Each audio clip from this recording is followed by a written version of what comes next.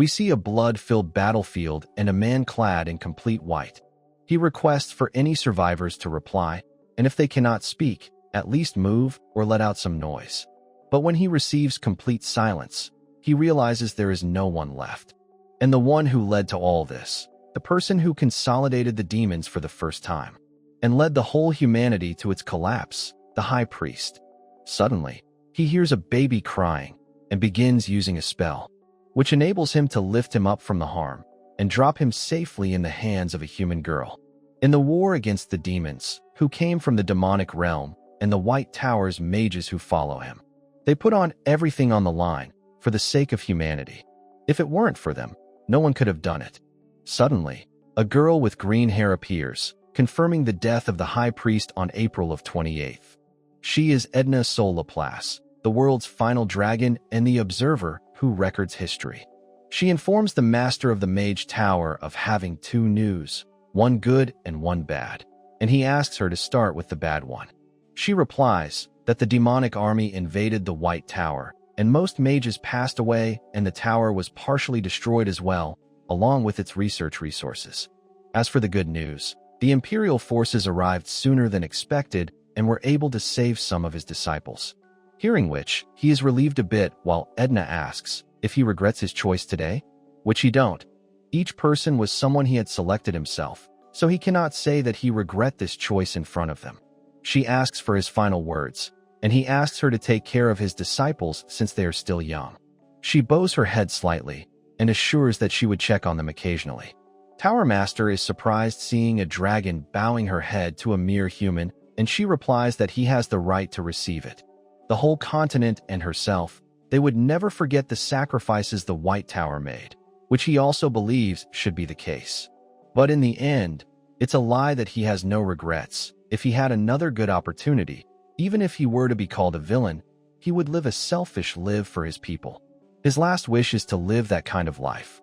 And when he dies, Edna closes his eyes and confirms the passing of White Tower's master, Oscar Sage. We now also see a report of the casualties caused in the war, with the White Tower almost getting wiped out. We now see a new beginning, and an open window from which two young boys can be seen. When one of the small leaves suddenly touches the young gentleman's hand, he quickly wakes up, only to bump his hand onto another one and spill the water.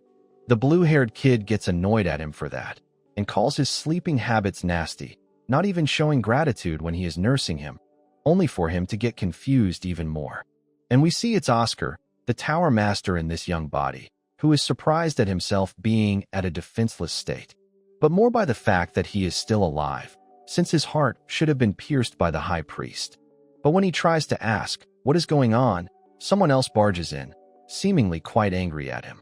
He tries to take his anger out on Oscar, but the young boy stops him from doing so since Oscar just opened his eyes. He tries asking, how is he alive? And the elder comments that he must also be finding it fascinating that he is still alive. And judging by his robes, Oscar knows they are from White Tower and asks to explain the situation in detail, angering the elder even more.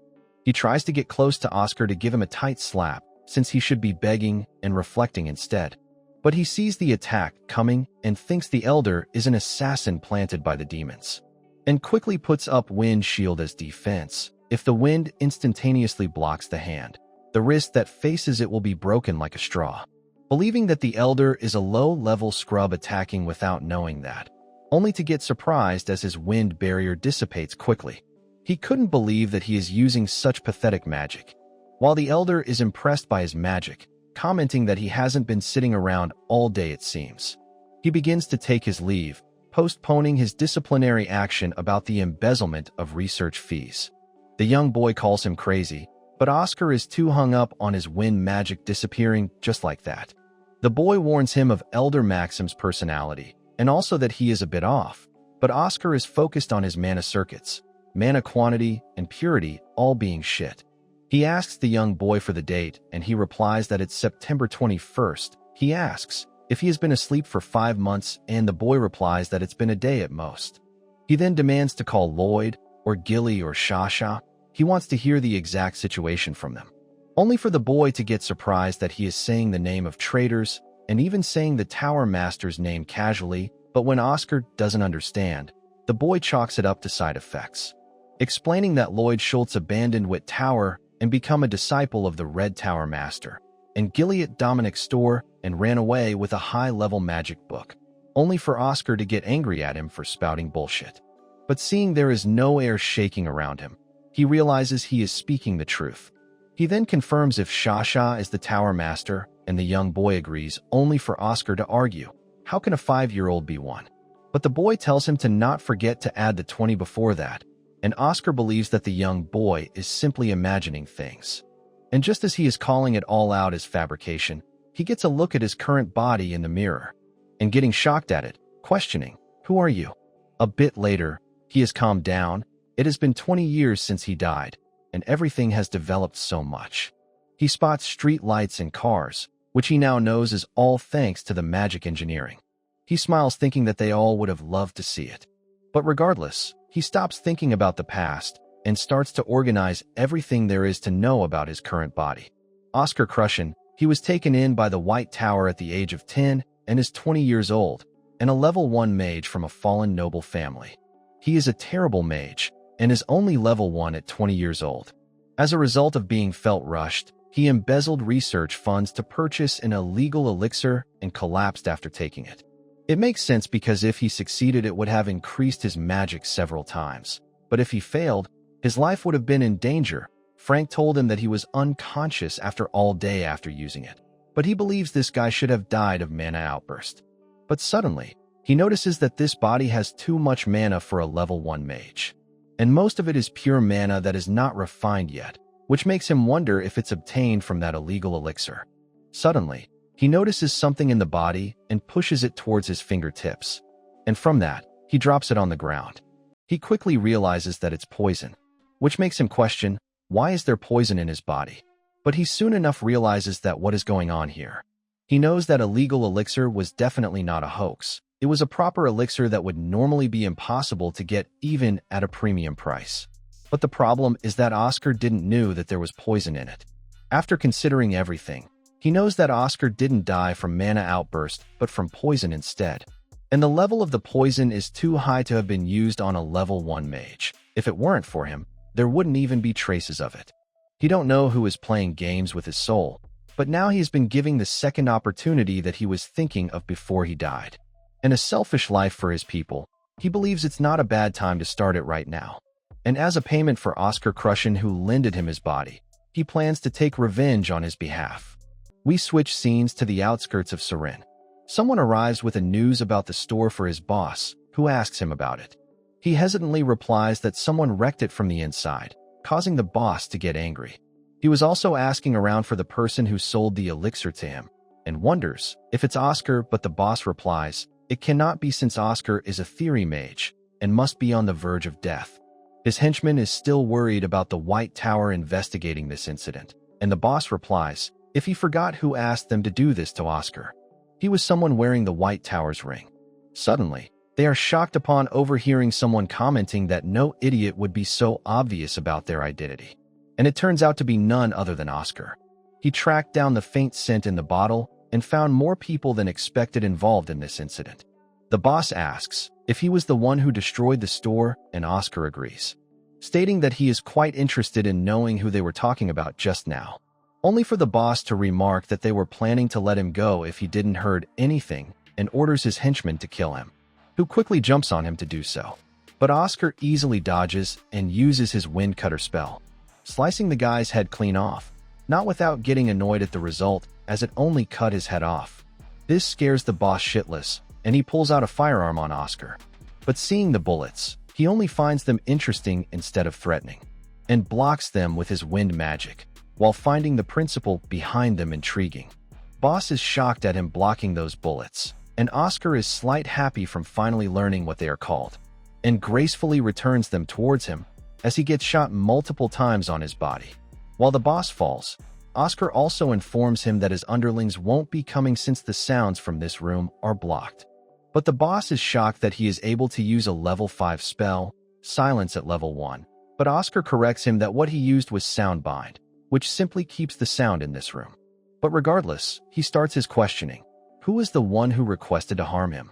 but the guy obviously refuses to speak at first, causing Oscar to comment that he must value his pride more than his life, and uses a spell on him. It creates wind inside his body, making it feel as if thousands of needles are piercing him from inside. Oscar tells him to quickly speak up since he don't like to torture others either, and the guy finally begs him to stop. And so, Oscar removes the spell and asks him to tell him everything. He explains that his patron only gave him the elixir while instructing to sell it to him at cheap price. Oscar asks for his appearance, and he replies that he had a hood over his face, but he was wearing a white tower's ring. He thinks that it was probably to deceive this guy, and asks for further information. And the guy replies that he had a unique scent, a refreshing and clear mint smell. Oscar finds it worth remembering, and asks, how was he going to deal with the aftermath after killing him, and he replies that he didn't think the White Tower would conduct a real investigation since they are currently busy with their withdrawal from the 4 main towers. Hearing which surprises Oscar, and he quickly inquires about it, only for the guy to reply that he should know more about it than he does. But he makes up an excuse that the elixir made him forget, and the guy decides to get the documents for him. He hands over him the relevant documents, and Oscar begins reading them. The White Knight marks the High Priest's death and Oscar Sage's sacrifice, which earned the White Tower tax-free privileges. Yet, 20 years after their downfall, they've hit record lows, with experts blaming their lack of advanced magic. An important imperial announcement awaits this year's festival. Oscar is surprised to know that his tower doesn't have advanced magic, since he remembers giving documents to Edna to prevent it from happening. And also the fact they got the worst business results, which makes him ask the guy about the business other towers are running. The Yellow Tower controls lightning, and opened up the great magic engineering era, contributing to creating street lights, cars, etc. The Blue Tower contributed to the business of drinking water, agriculture, and potions. The Red Tower joined militant ranks and assisted in monster subjugations and other missions. Oscar asks about the White Tower, and the guy hesitates to reply, but ends up saying that they do deliveries, which shocks him. He once again confirms with the guy, and he replies that they got wind riders who can fly. They have great advantage in delivering items quickly. The mages of the White Towers are supposed to rule over the skies. It was seen as freedom and bravery, and were compared to dragons. He asks, who pushed for such a ridiculous business idea, and he replies that it was the current White Tower Master, which are his own disciples. He then asks about the potion and agriculture industry, as potion is supposed to be the largest profit source for a tower. Why is the Blue Tower taking it whole? And he replies, they have monopoly over the whole potion market. But Oscar knows that it was White Tower who were at the top 20 years ago, but all of their recipes are burnt now. Blue Tower is also selling clean water at an expensive price, and bringing rain to area experiencing drought. Oscar doesn't understand the need to buy clean water, which the guy replies is the new craze for rich people. Oscar does realize that his tower cannot catch up to others in terms of profit, and this year's White Knight Festival is the last chance to prove their worth, but it's only 7 months to it. We see the guy trembling and pleading to Oscar to save him, who wonders if he should do so since he gave him lots of information. But upon seeing his list of crime, he quickly changes his mind and leaves from the window while telling him to leave a good next life. Back at the White Tower, he enters his chamber, being all tired. He finds it really troubling that he is getting exhausted from only 2 spells, and notes that he won't be able to use that magic with his current body. It's the magic which made Oscar Sage the greatest mage in human history, Wind Archive. But the spell quickly disperses upon use. So he decides to check on the body's condition first by running a full magic scan, and also begins to read some more information about this body's previous owner, Oscar Crushen, the heir of Count Crushen and the sole survivor of a disastrous mansion fire.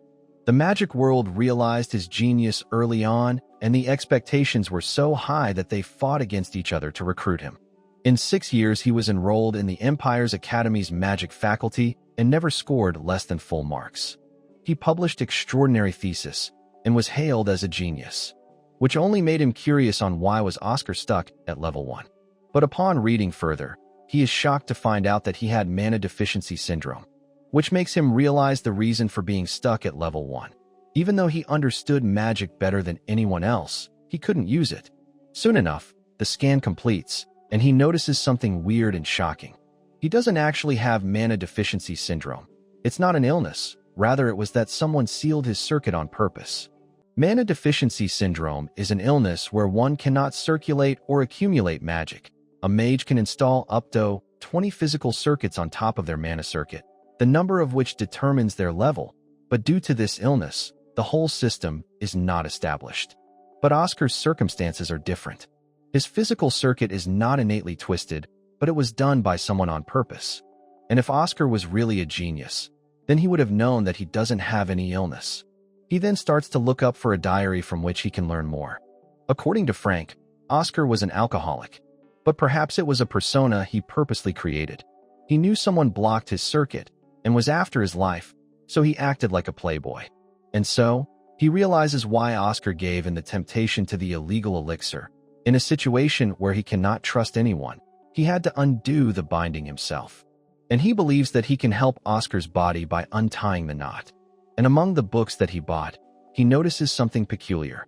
Reinterpretation of basic magic, which piques his interest. And upon reading, he is quite shocked, as Oscar has developed and theorized many new ways of using basic magic. He notes some of the magic concepts are similar to his, completely different to the idea and principle of the wind shield being a defensive skill. He also wrote how it can be used based on the situation. Besides that, there are several basic magic he created himself. Even though he could not have used magic himself, he still performed all these as mock experiments in his head. It makes him understand why he was hailed as a genius, even finding him similar to himself when it comes to theory. And he can tell from this book, he never gave up magic and worked harder than anyone else. At the end of the book, Oscar leaves a message, hoping his book blowing even the weakest of winds towards the White Tower from someone who is attempting their biggest challenge. He realizes that Oscar knew everything, but he had to do this all alone.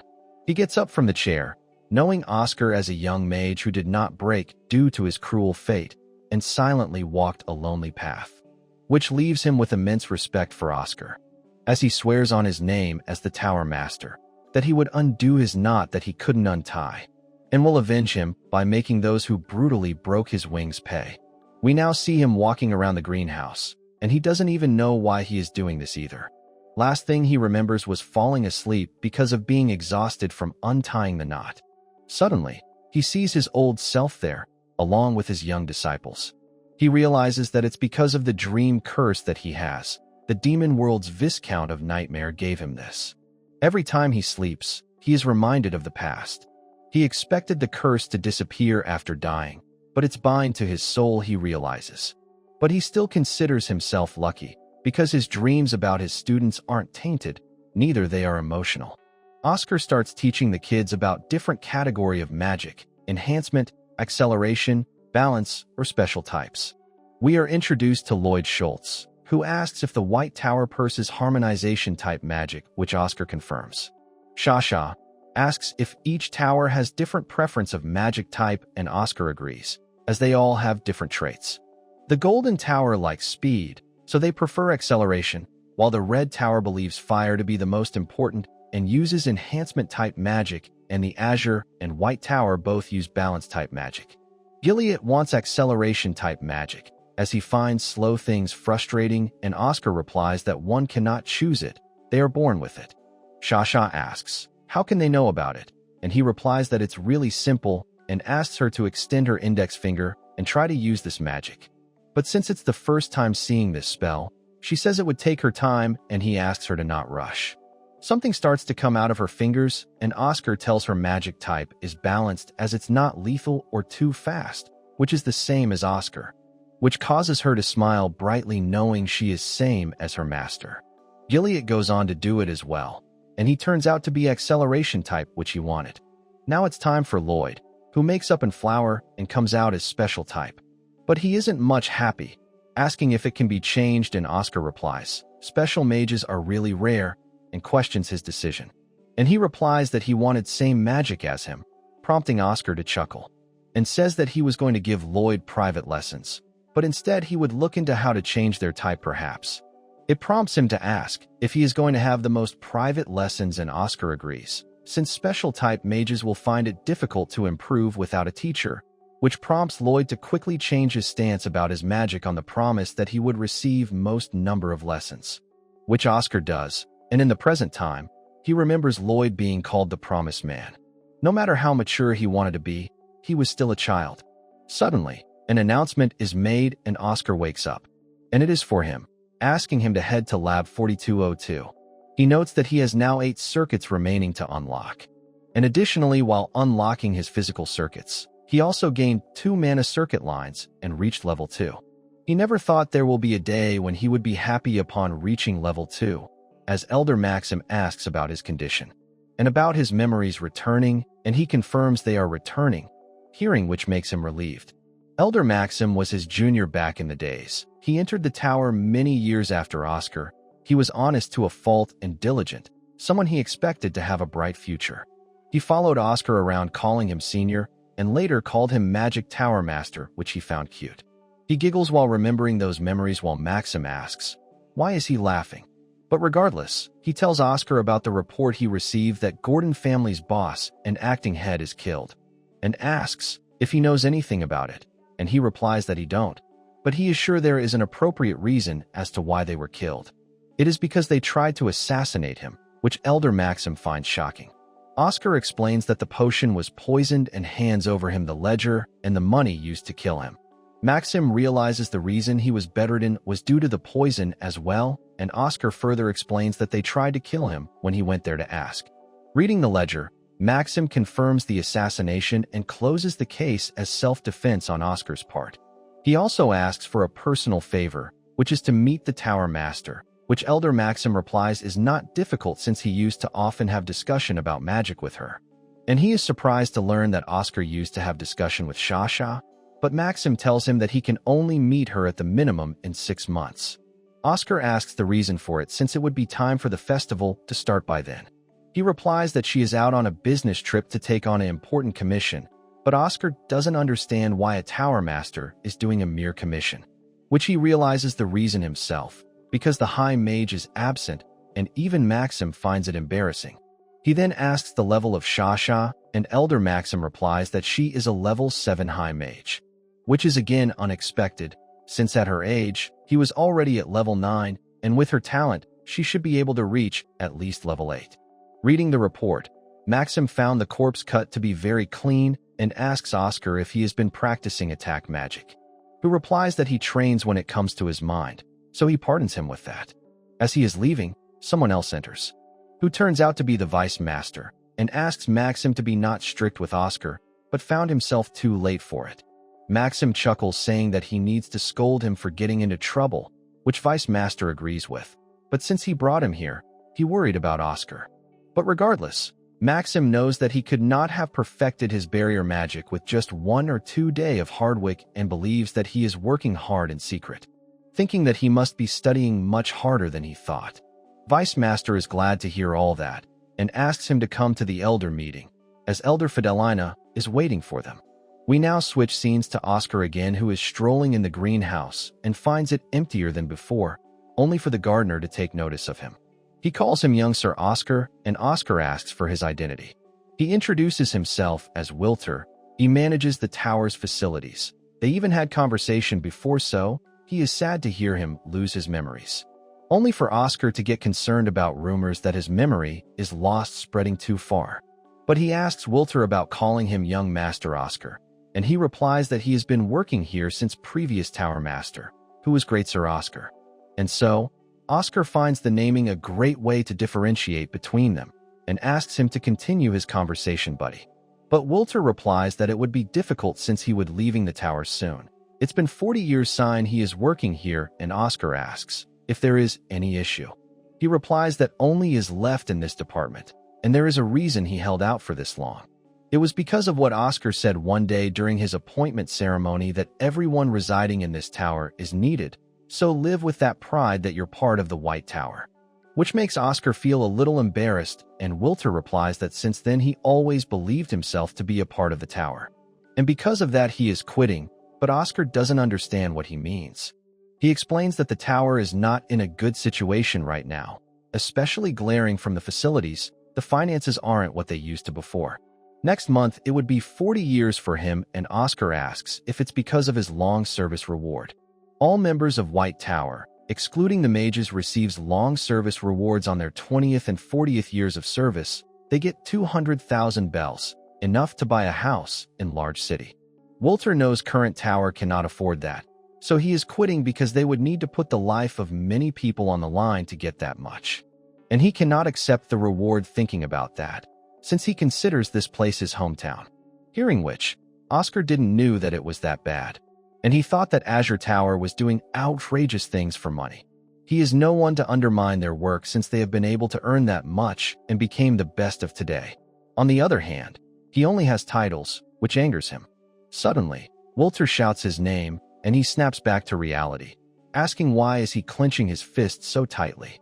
Oscar asks, when is he planning to leave, and he replies that it's in 2 weeks, and ties a cloth on Oscar's wound. Who again wishes for Walter to be his conversation buddy, and when Walter again tries to say that he is going to leave, Oscar replies that he don't have to, because he would make sure of it that he don't have, thinking that there must be a method to earn lots of money, so this all will never happen again. And now even though he said that, he don't know what he would do. He thinks of research, lectures, commissions, but the payments would take him a while, and he is just a level 2 mage. And so, he picks up the newspaper to find something to rake in big money.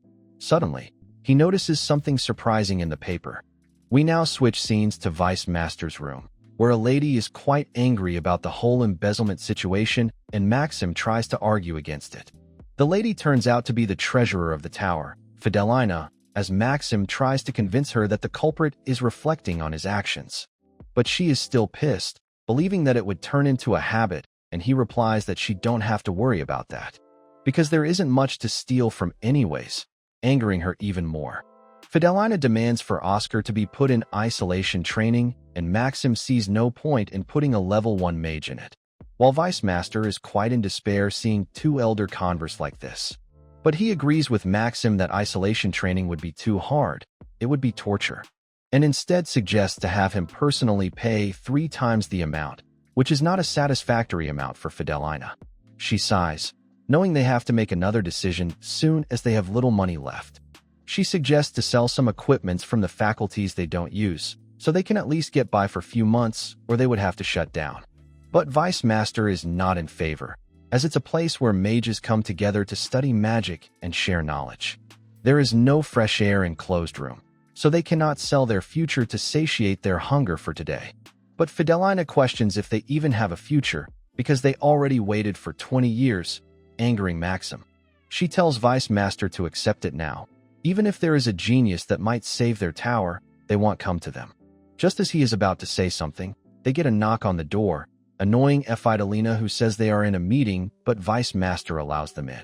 And it turns out to be none other than Oscar. Vice Master asks Oscar, "What is it?" and he replies that he had a suggestion, and requests them to let him start a business, surprising Fidelina. She calls him funny for trying to embezzlement research funds a few days ago, and now coming here to start a business. While she is seething behind, Oscar hands over a newspaper, the Vince state which had to go on a lockdown because of the terrible flu outbreak. Vice Master saw the news as well, and heard that it might be Cadena flu, and it's terrible news if it's that. Since there is no cure for it, in the past, White Tower did came up with a vaccine, but the recipe was lost 20 years ago. Oscar agrees, adding that even Azure Tower cannot replicate it, so he wanted to start with that. Vice Master doesn't understand at first, and Oscar speaks up that he wants to sell vaccines for the Cadena flu. It's something that White Tower had monopoly over, so he intends to revive it. Fidelina doesn't believe it's all worth listening to, since the magic towers and all pharmaceutical companies have pots tons of labor and money into it, yet they couldn't come up with a cure. So, how can a 20-year-old kid like him can make it? Oscar agrees that they did fail, and that he is a 20-year-old kid, but also adds the fact that he is a genius. It angers Fidelina, who makes his ear bleed by chewing his ear about the whole embezzlement fiasco and stealing 700,000 bells. But Vice Master steps up, telling her that Oscar is here to suggest an official investment opportunity for the White Tower. Even if she is in charge of the finance, she is being too rude, which she quickly realizes and apologizes. Oscar was wondering, why does she hate him too much? But now he knows it's because she is a treasurer, and it makes sense since he didn't do anything worthwhile for the last 2 years. But this body's owner and him are different and asks Vice Master to consider it, as he is certain about it. Vice Master asks if he is certain that it's Cadena flu, and he replies he is, and asks him to look at the page 2 of the paper. It states that Archbishop Baldwin suddenly changed his plans while on pilgrimage, and Oscar calls it out as strange for Archbishop to stay in Surin for a month for prayers of blessing, since they only stayed a month in big cities until now. The El Terra Order worships the Mother of Earth. There are only 7 archbishops in the order. They are supposed to be incorruptible, but the reality is far from it. In order to become cardinal, those second in power needs a tremendous amount of campaign funds. They are allowed to stay in a estate they visit on pilgrimage for a month, but it is only when they are meeting nobles and merchants and getting money from them. But Surin, it used to be a large city in the past, but is getting smaller day by day, yet he is staying here for a whole month. Maxim also finds it strange and thought that it was for prayers of blessing. But Oscar finds it even more strange, since how can there be blessing for a barren land? The pilgrimage route for El Terra members are already chosen for them: Surin, Mosque, Melbourne, and after that is Vince. The Archbishop spent a month in the previous city and would stay for a month in Surin as well, and also in Melbourne and Greenwell, which is almost as if he is avoiding visiting Vince as much as possible, which rings bell in all of their heads. If an accident occurs during their pilgrimage, the people of El Terra Order say that they have angered the goddess of Earth, and it would basically be death for someone trying to become cardinal. Maxim confirms if Oscar believes he is avoiding Vince and stalling for time due to Cadena flu, and he agrees. But Fidelina simply passes it off as a pretty good analysis. Vice Master also understands what is he saying, but still doesn't allow to officially sponsor him, surprising him. Since they won't be able to fund the other mages if they do that, Oscar tries to argue, but the Vice Master is not finished, and offers to personally invest his own money into his business. Fidelina tries to speak up, but he tells her that it's alright. But it's only 30,000 bells, and asks if it's going to be enough, and Oscar thinks for a bit, and quickly comes to the conclusion that it's nowhere near enough. Fast forward, and he is in the potion production chamber. This time going for his plan B, he plans to make a vaccine sample with the money he got from Vice Master and get money from Archbishop, since he is the one who is in most trouble due to this flu. Because it's best to rip money off someone who is desperate. And he puts on his glasses while saying that it's time for him warm up. A bit later, and we see him waiting on the potion brewing. And when the time is up, he puts it in the bottle and finds the results not too bad. He made this energy drink first as practice, but now he feels that he was worried over nothing. Meanwhile, we see Frank is here with lots of heavy stuff, complaining about his breaking back. Oscar asks if he got all medicinal herbs, and he replies that he can check, and asks if he got anything to drink since he feels that he is about to pass out, and Oscar offers him a recovery potion. But Frank knows it's pricey but takes it regardless, and upon drinking it, he feels refreshed. Moving on the herbs, Oscar notes that their quality is excellent, and Frank replies that it's because he picked all of them by hand, making even the vendor mad, causing Oscar to jokingly tell him to become a merchant instead of a mage, which he replies that he plans to once the tower goes broke. Hearing which, Oscar gives him some light taps on his head, only to apologize soon after for not being able to control himself. Regardless, Frank asks for his next instruction as Elder Fidelina told him to help him. Hearing which, Oscar smiles, noting that she was being so mean to him moments ago up front, and asks Frank to start moving the ingredients. Though he doesn't find any real need of any assistant. But he found something written, that the White Tower is currently filled with numerous problem children. They are all exceptionally talented with few screws loose, and if they get their act together, they can greatly contribute to tower strength. And Frank Sirius is one of them. Oscar assumes that it wasn't just a baseless claim since a very perceptive person gave that claim, and finds it to be the perfect chance to confirm it. Frank asks if aren't all of these herbs poisonous? Black lilies of the valley, red camellias, ghost mushrooms, mira leaves. And Oscar replies, just because they are, doesn't mean they cannot be used in medicine. He asks if he knows what to do before using them, and he replies that they have to boil them in water for about 12 hours to detoxify them. But Oscar explains a problem with this method. The nutrients also go away during this process. He then asks him if he knows about dumplings from Yin Dynasty, and he replies that he tried some before, and Oscar replies, they use a tool known as steamer to make them, which if they use as well, they can keep most of the nutrients.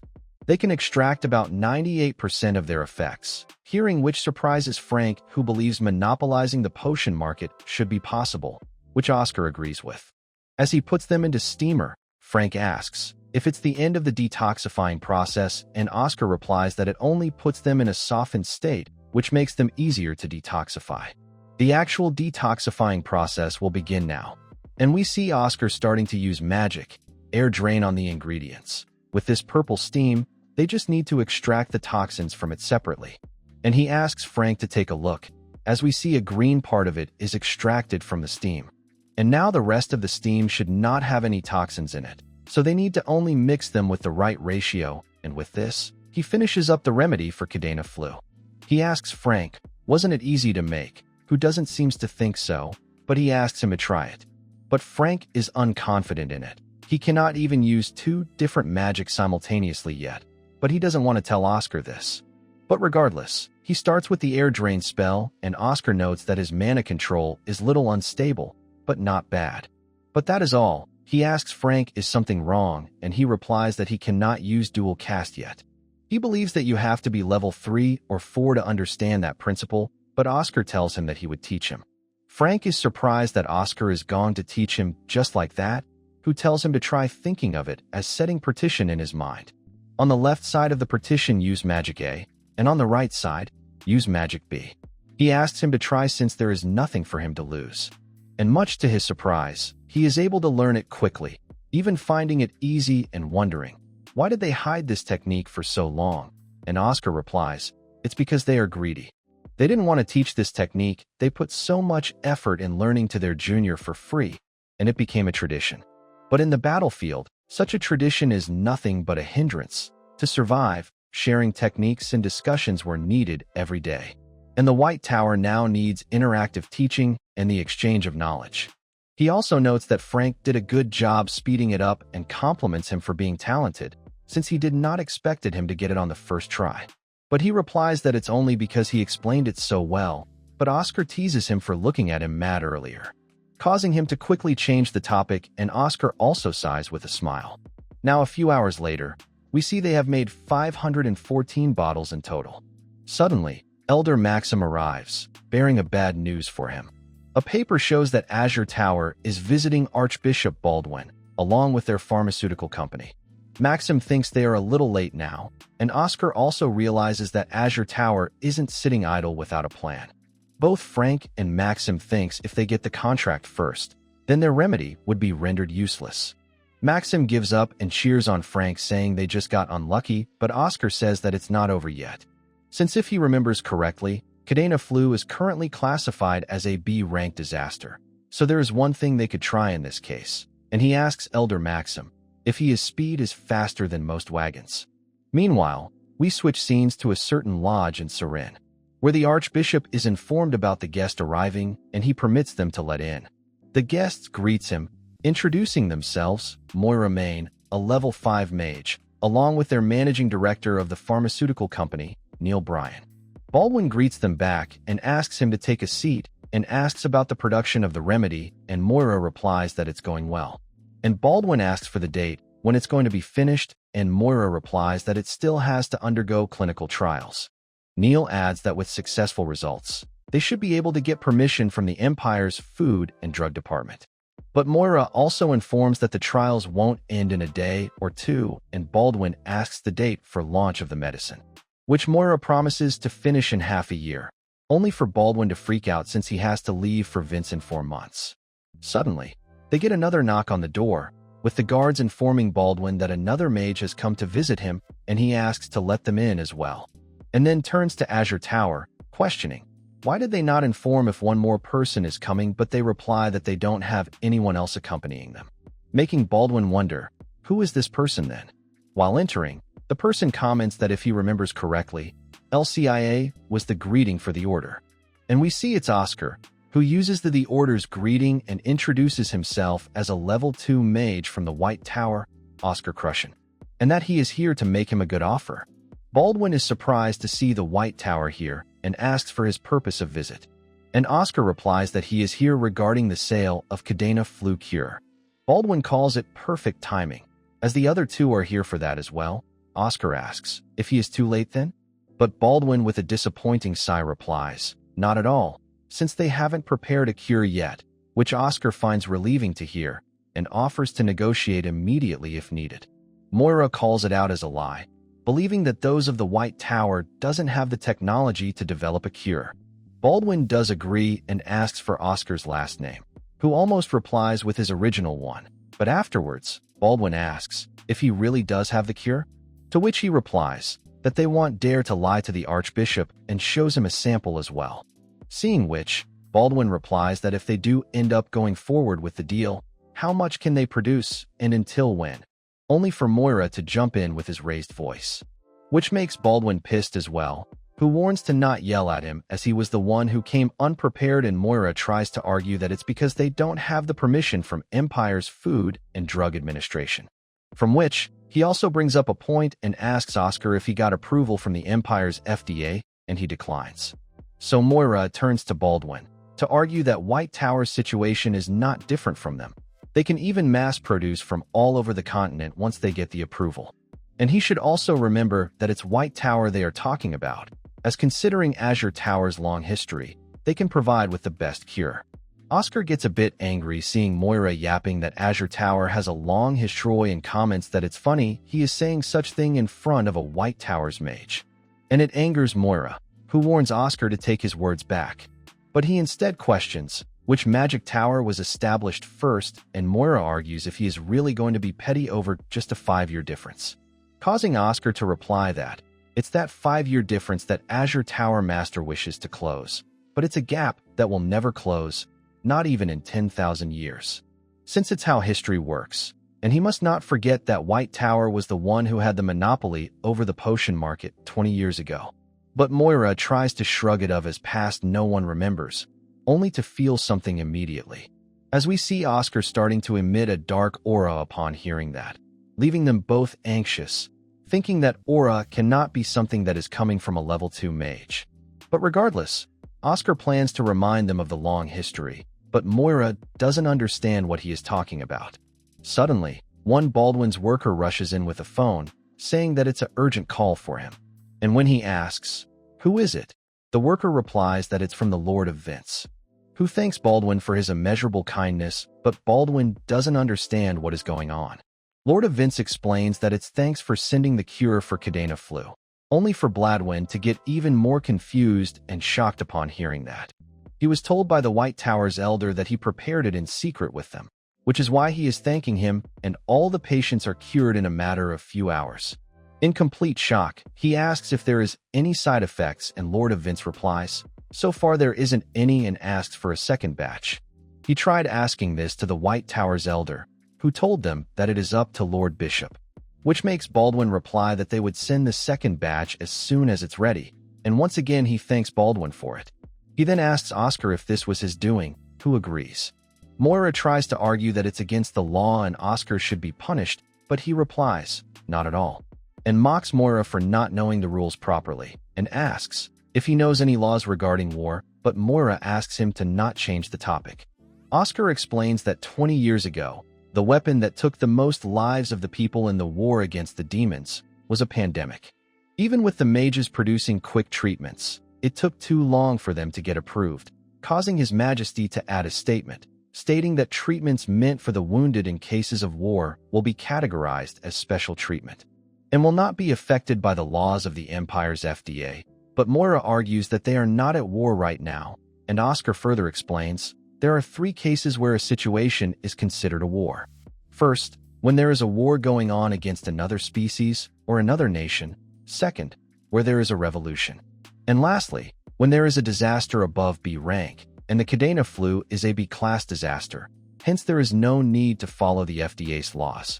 Neil gets up and says they can do what White Tower did as well. They would even send the treatment to Vince immediately, but Baldwin replies that they don't seem to understand the situation. The race was over the moment the White Tower's treatment reached Vince, and the Lord of Vince also thinks that he is working with the White Tower, so he cannot turn around and say that he is working with Azure Tower now. Neil tries to offer a lower price, only for Baldwin to get angry, for even thinking that he would trade his image with money, and they try to quickly apologize. But Baldwin has had enough and asks them both to leave, so they quickly get up. While leaving, Moira tells Oscar that he would make him pay for it, while Oscar sighs, thinking they must have some book of villain dialogue on hand or something. Though, he also informs Moira that he already registered the patent for the treatment and fastened to the palace, shocking Moira even more, as Oscar continues that he would have to pay to sell the treatment they made, otherwise they can throw them all out, which makes him even more pissed as he storms out in anger. And while Neil is walking past by Oscar, he smells something, causing him to quickly turn back towards him, remembering what Gordon's family's boss said.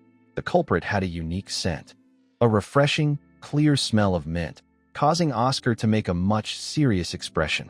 And as they leave, Baldwin starts to laugh and asks Oscar to have a seat, so they can finally talk. Baldwin now wants to discuss the price with him, and puts out that Azure Tower wanted 2 million bells for it. And so, Oscar asks for 5 million instead, shocking Baldwin. Fast forward to White Tower a few hours later, we hear someone shouting, "What is this?" And it turns out to be Fideline, who has her eye pop out upon seeing a check for 10 million bells. She quickly hugs Oscar from behind, saying that she knew he could do it, and Elder Maxim also commends him for the work. The Vice Master is shocked as well, since not even Archbishop should be able to give this much. And Oscar replies that there were additional fees in this, prompting the Vice Master to ask, what fees, and he replies that it's advertisement fees. The White Tower's official announcement should be that just as Archbishop Baldwin received a revelation, foreseeing the breakout of Cadena flu, they were able to quickly prepare antidotes. For Archbishop, who is aiming to become Cardinal, after receiving a revelation from Mother Earth, the title would be even more seductive to him. And he also liked the contract that he paid 3 million bells, more than they asked for, and in exchange, Oscar said that they would send the antidotes within a week. Vice Master calls it incredible. The disciplinary action against Oscar was for him to bring 3 times the amount, but he bought 400 times that sum. And so, he asks if there is any objection in ending his disciplinary action, to which Fidelina replies, not at all. He also tells Oscar to tell them if he needs support, and he replies that they need to gather level 4 mages or above, and as many as possible. And so Vice Master tells Fidelina to put out an announcement within the tower. Fidelina asks, what should it say? And he replies that the production lab is looking for mages level 4 or above, and those partake will get paid, and will be given a meat side dish at every meal. This announcement causes an uproar, and we see tons of mages have gathered, with Frank calling it a rare sight. Oscar claps his hand and tells everyone to listen up, but they ignore and keeps on talking. And so, Oscar uses his soundbind spell again, leaving all of them to wonder, what is that? He asks everyone to pay attention, telling them the reason they have gathered, which is to make antidote for the Cadena flu, for which he needs their help. Some of them are skeptical, seeing the genius bowing down to them, and thinks of him making an antidote a scam, leaving Oscar confused at their reaction. So he turns to Frank to confirm if they don't like him, and he asks Oscar to think about everything he has done up until now. He starts explaining that his personality is annoying and he is arrogant. He wasted Magic Tower's resources and didn't do anything, leaving even Oscar to think if he was really that shitty. A girl comes up and greets Oscar, wanting to ask him something. How would they make the medicine since the White Tower's production methods were all lost? And he simply replies that he recovered it, and the girl asks if the effects of the antidote have been proven. And he agrees. Even the contract with the order has been made, causing the girl to reply that its value must be worth a fortune, and if the production were leaked externally, meat side dishes would become a joke.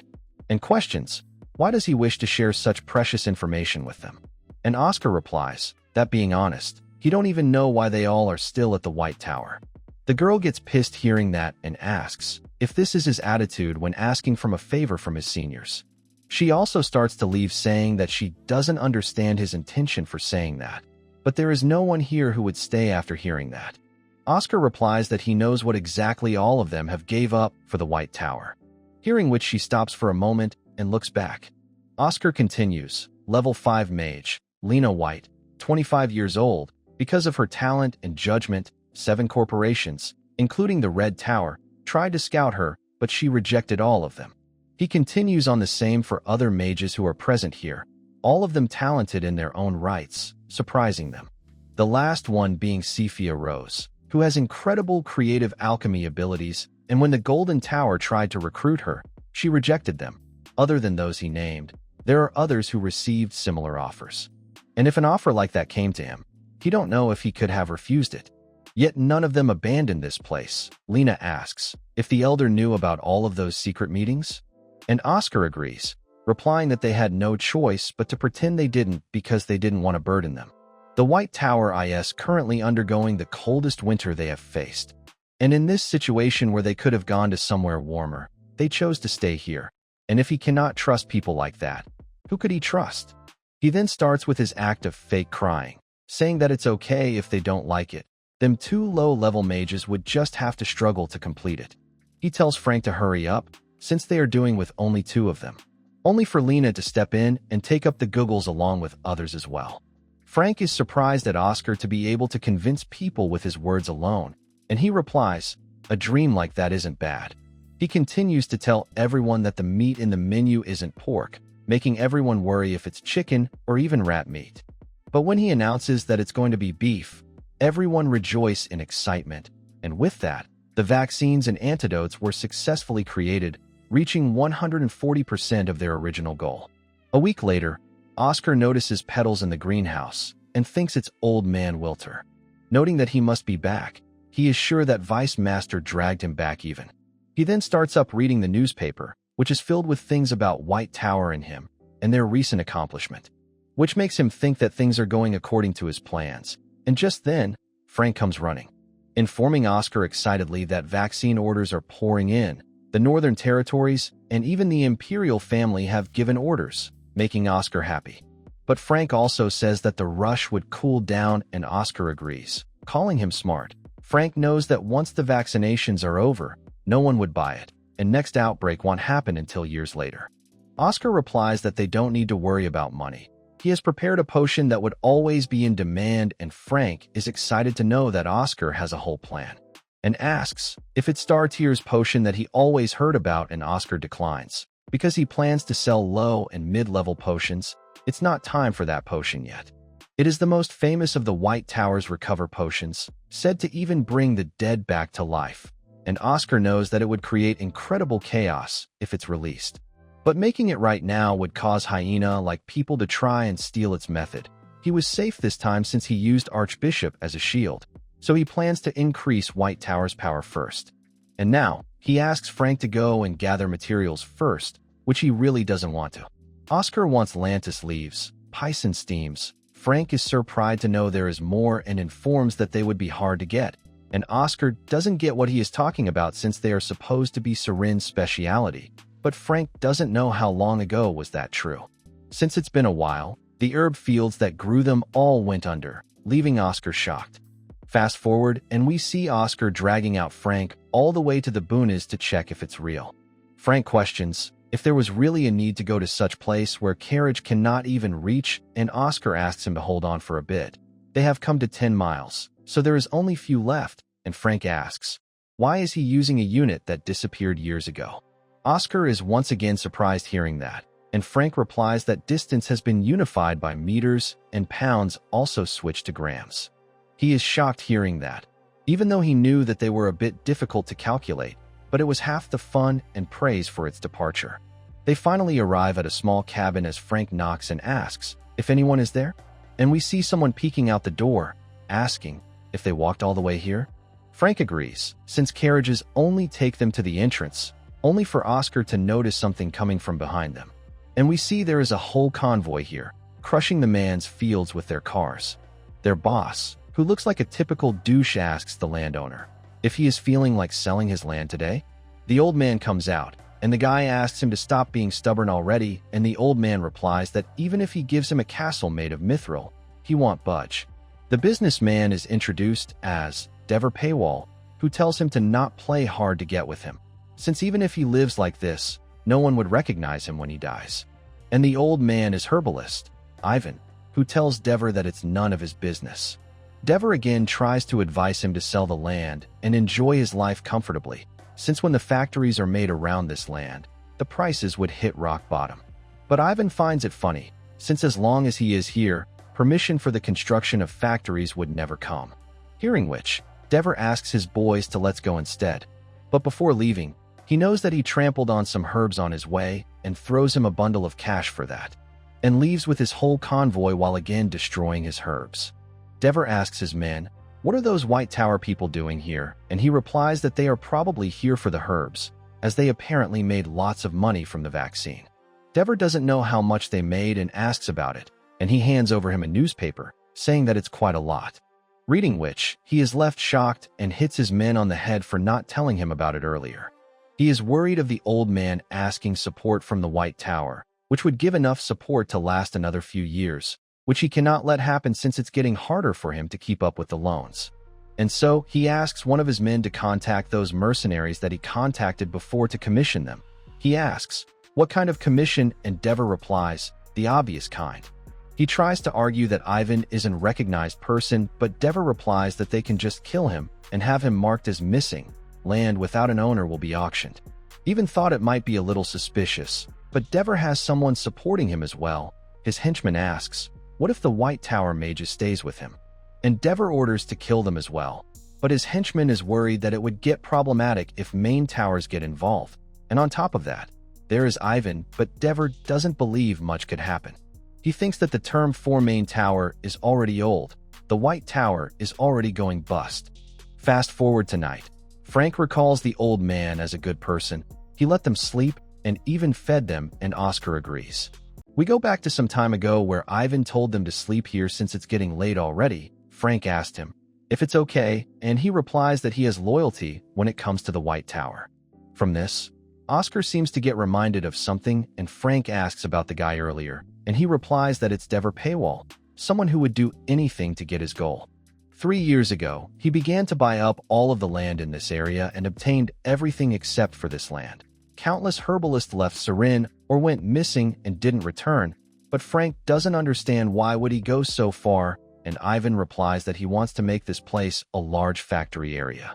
Oscar asks, how did he manage to hold out? And he replies that Dever cannot touch him. He is the one at disadvantage, because he is recognized as a national treasure by the imperial family. And Frank realizes the reason for why he was able to hold out for so long, but Oscar asks, why didn't he just sell this land and get incredible wealth? Which Ivan replies is something really obvious. It's because he loves this land. This place has been his home since the moment he was born, and it would be till his final moment. Frank also found it cute how he got embarrassed and rushed inside after saying that. Frank finds the stars really bright and expresses his jealousy, but Oscar asks, what is he jealous of? And he replies that he wants to know how it feels like to live such a brightly shining life. But he is sure that a genius like Oscar cannot relate to it. But Oscar commends him for being outstanding himself, and he thanks him, even if they are just empty words. But he insists that they are not empty. He is not someone who is good at giving empty praises in the first place.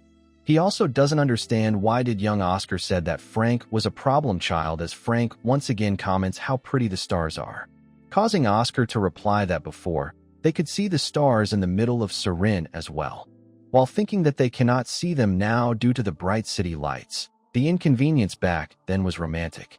Frank asks if they can really revive the Surin herb industry, and Oscar doesn't find it impossible. But in the middle of talking, Oscar suddenly notices something and Frank asks, what got him like that? And he replies that there is someone, for in total. But Frank is unable to feel anything. Oscar realizes that they must not be here for any good reason, and asks Frank to get up, as they need to prepare to greet their guests. We see one of the assassin, who talks about how Dever was refusing them before about killing Ivan, mocking for being scared of the aftermath. The old man replies that he don't care for the reason. They give them money so they would do their job, but the guy finds the old man to be too passive despite having a large bounty on their head in this area. But their leader arrives and tells them to stop the chatter. And we learn that they are the gunman Jack gang, whose leader warns them to be careful since there might be a mage, but the old man doesn't take the White Tower too seriously, while the other one finds it fun to fight a mage. Green Hair asks his leader if he can go in, and upon opening the gate, He finds it all quiet inside and wonders if the old man is already asleep. He goes near the bed, thinking that it's a boringly easy job, only to realize something, which quickly prompts him to run back outside. And we see a hand peeking out the blanket, calling the guy uselessly quick-witted as Oscar charges up a wind bullet and shoots him right through the head, while finding the spell quite useful as well. It's a spell which young Oscar wrote as one of the spells in his book. It's an attack spell which reinterprets the principle behind a firearm through White Tower's wind magic.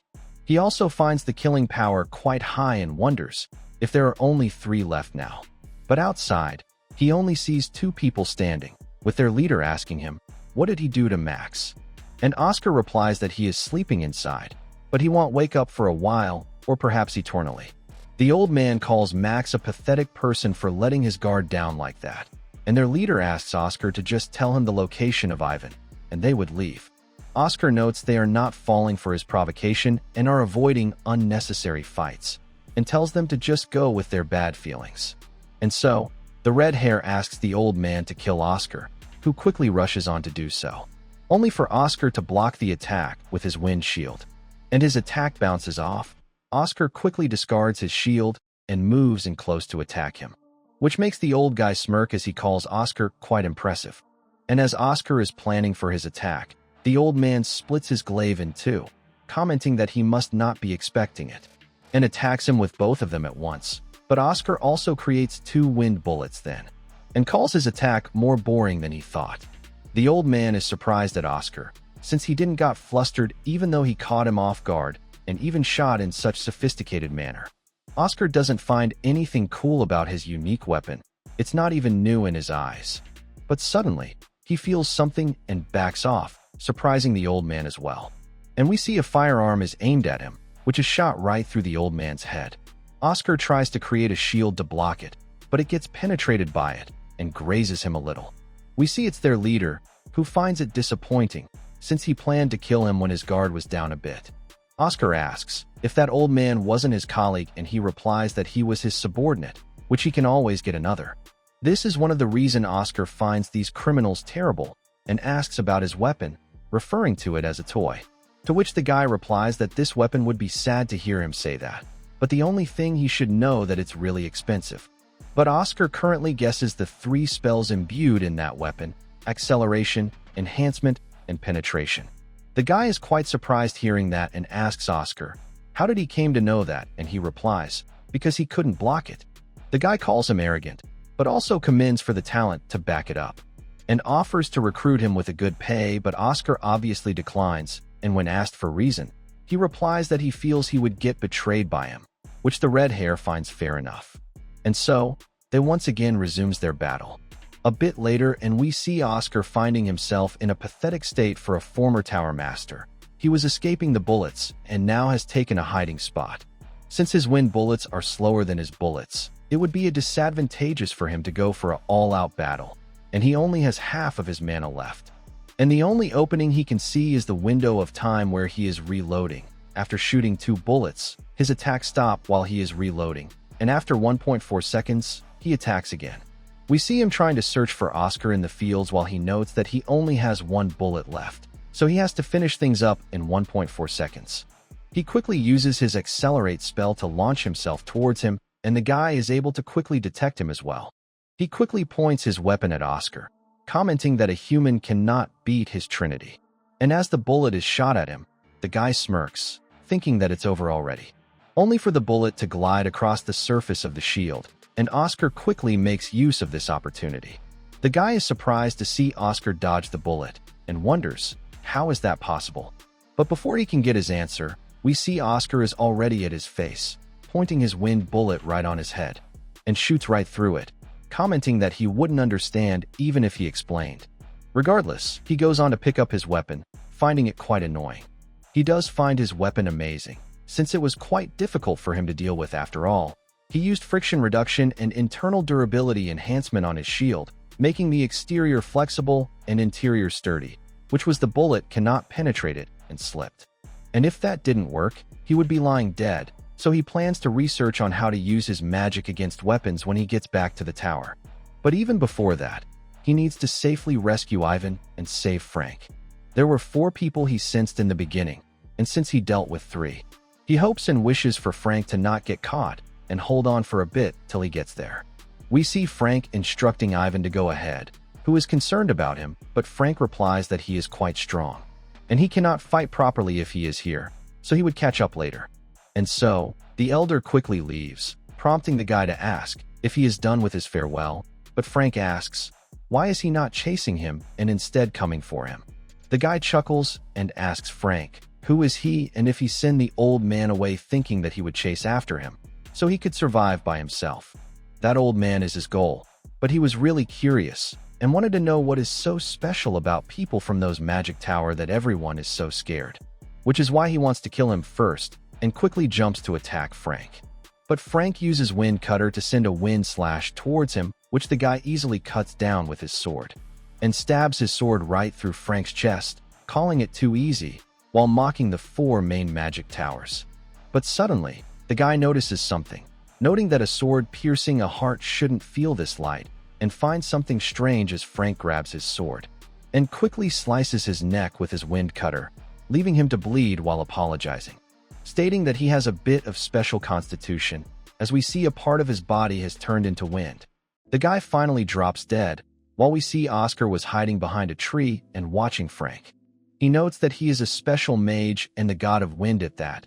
To him, it's shocking that Frank would have a magic that would let him change part of his body into wind. He finally comes out of hiding, noting that physical attacks don't work on him, and it's an OP skill that cannot be faced unless you use magic or sword chi. Even he, the Tower Master, only saw this rare magic within old books.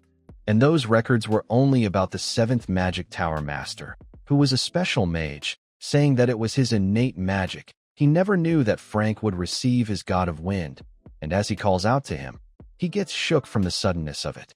He asks, when did he get here, and he replies that he was worried, but commends him for good job. He also asks him about Ivan, and where did he leave him, and Frank suddenly remembers about him and quickly calls out to him frantically.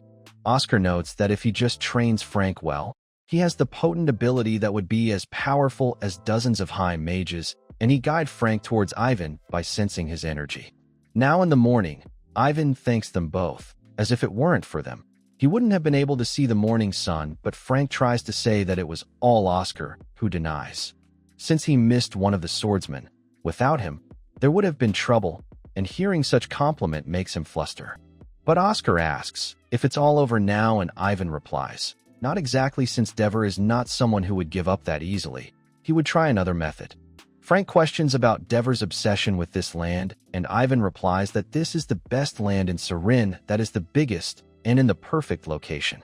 The fertility of Saran's land has greatly declined over 8 years. It was the result of Western region's magic engineering item production factories sending their wastewater and pollutants through the Balf River. And if Sarin's land fertility can never be recovered, he cannot even grow herbs. Oscar raises a question for Ivan.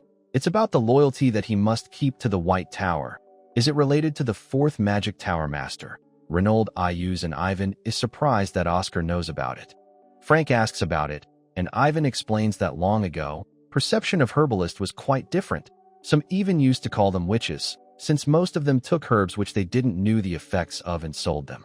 So herbalists used to avoid the gazes of others and lived a nomad life.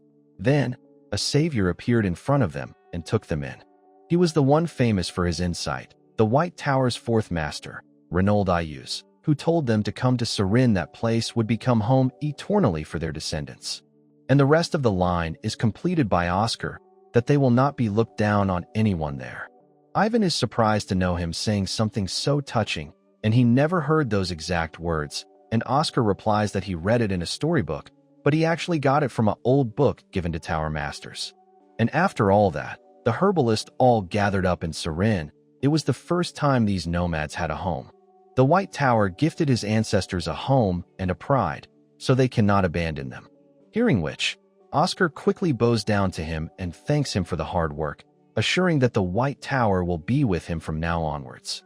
Ivan asks if there is some method, and he replies that if Imperial family found out about the attack, they would deal with it immediately, But he is worried if Imperial family would move on time, and Oscar assures that they would move faster than light. And when he asks, how? Oscar smirks and replies because today is the day he is signing a contract for the Cadena flu treatment with them.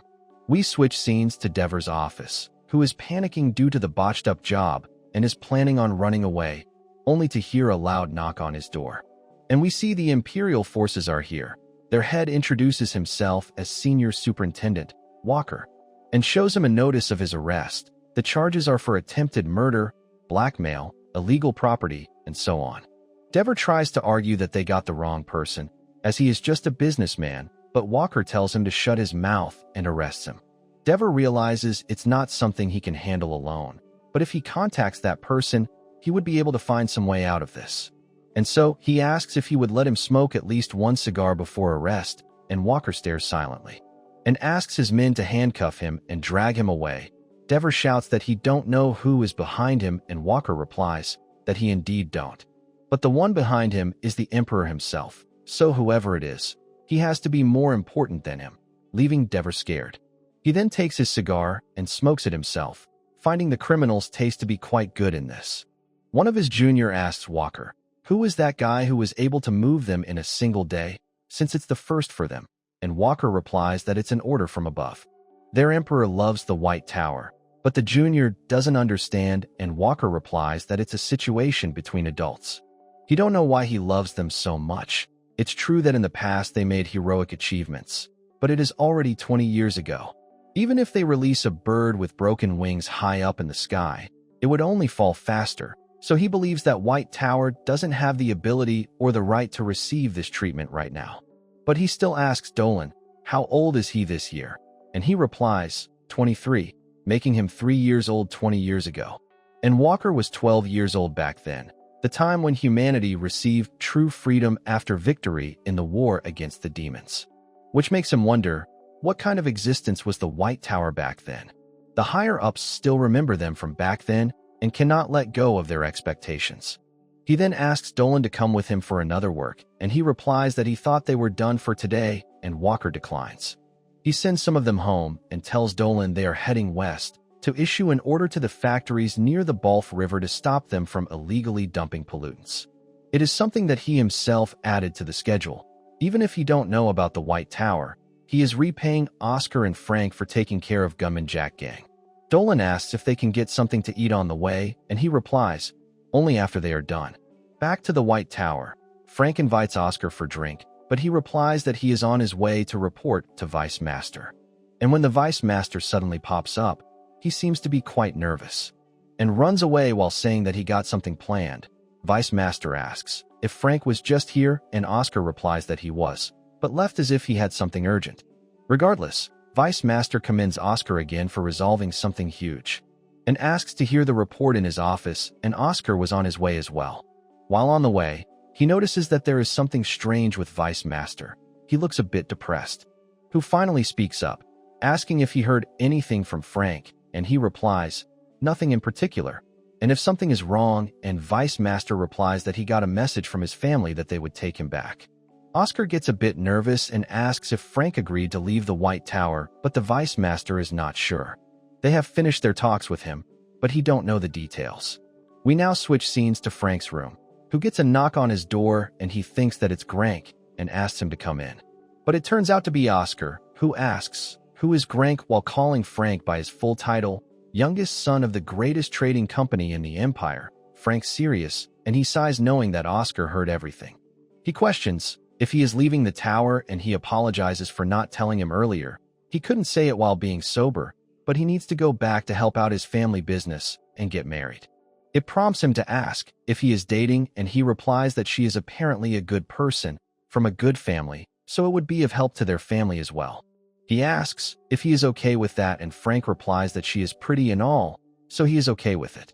But Oscar clarifies that he means giving up on magic. It leaves Frank silent for a moment, who says that his talent only amounts to this much. At first he thought he was special, and if he went to the weakest of tower, he could at least become the head of the snake.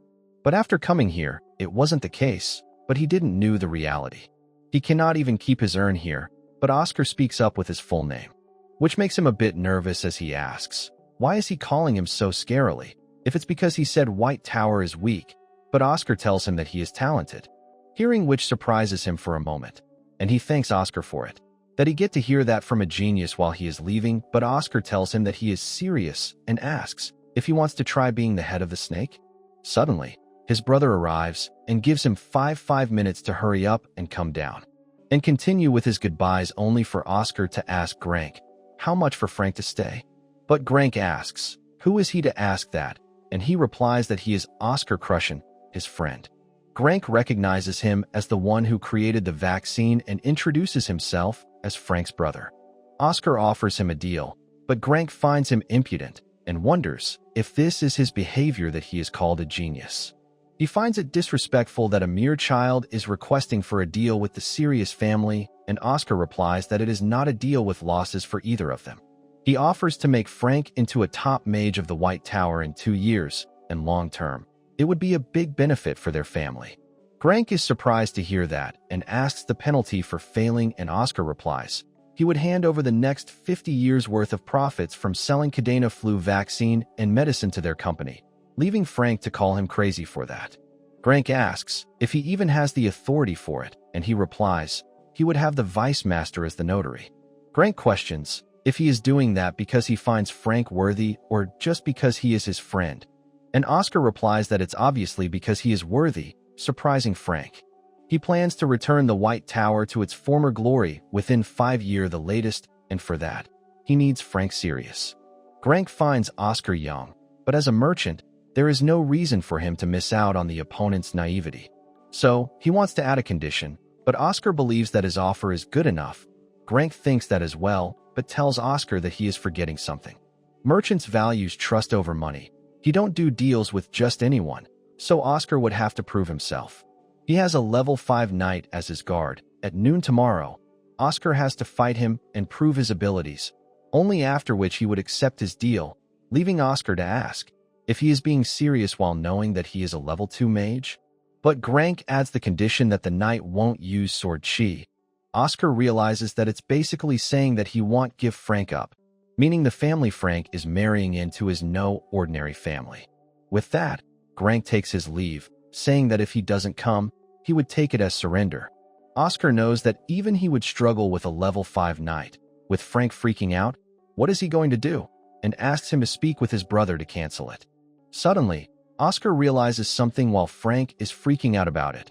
As Oscar replies that it's doable, a level 4 mage would be able to. Frank asks if he is planning to reach level 4 in 1 day, but Oscar replies that it's impossible even for him. But instead it is possible to make a mage who has plateaued at the cusp of level 3 into level 4. He recalls that Grank never said he would have to fight himself, but just had to prove his abilities, so he can just show them. And so, he tells Frank that he is going to make him a level 4 mage, so he should fight for him. Now at the training room at the 40th floor, Frank is scared as he wasn't able to break into level 4 for years, but Oscar assures that it's possible if he trusts him fully. He then instructs him to stand still and circulate mana throughout his whole body, and when he does so, Oscar finds it quite good. But he quickly points out some stuff in his body on various locations, which are the areas where there is loss when he circulates his mana, due to which the level of completion of his magic drops. Frank asks if all geniuses can see that, but he replies, it's just him. Frank questions if he would level up upon fixing that, and Oscar replies that it's unrelated to his level, as 99.9% of mages wouldn't care about it. So Frank doesn't understand the reason behind it, and Oscar replies that 0.1 of mages who cared about them were all archmages. So he has to practice everything, he says, every morning. And he ends up giving Frank a deep explanation on what to do. Frank asks if this is all he needs to do, but Oscar asks to show it to him now, the magic that he used in the fight on the herb field. Frank apologizes, saying that he cannot, and Oscar replies that he thought he trusted him, and Frank says that it's not because of that. But instead, he is scared, and Oscar doesn't understand, as Frank explains that he almost died using that magic before. He got more anxious when he became an adult, since it was obvious his family would mock him if he showed no result, so he was trying to do something that others cannot replicate. His magic made him think, if it weren't just a part of his body, but his entire body, that he could turn into wind, he would become incredibly strong.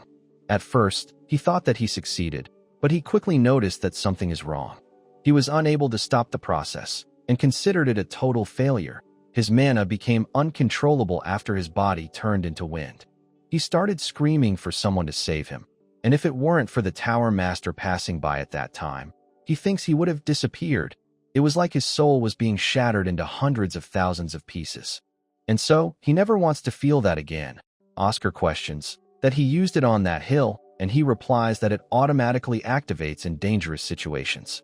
He starts calling himself pathetic, and Oscar replies to not think of himself as such, since many mages face problems like this. And Frank asks, "Really?" And he assures, with the solution to it being simple, since in his case, the issue was controlling his mana, so he just needs to supplement that area, but Frank doesn't know how can he supplement that since it's up to talent. Oscar starts drawing something on the ground, saying there is a method to forcefully increase that ability.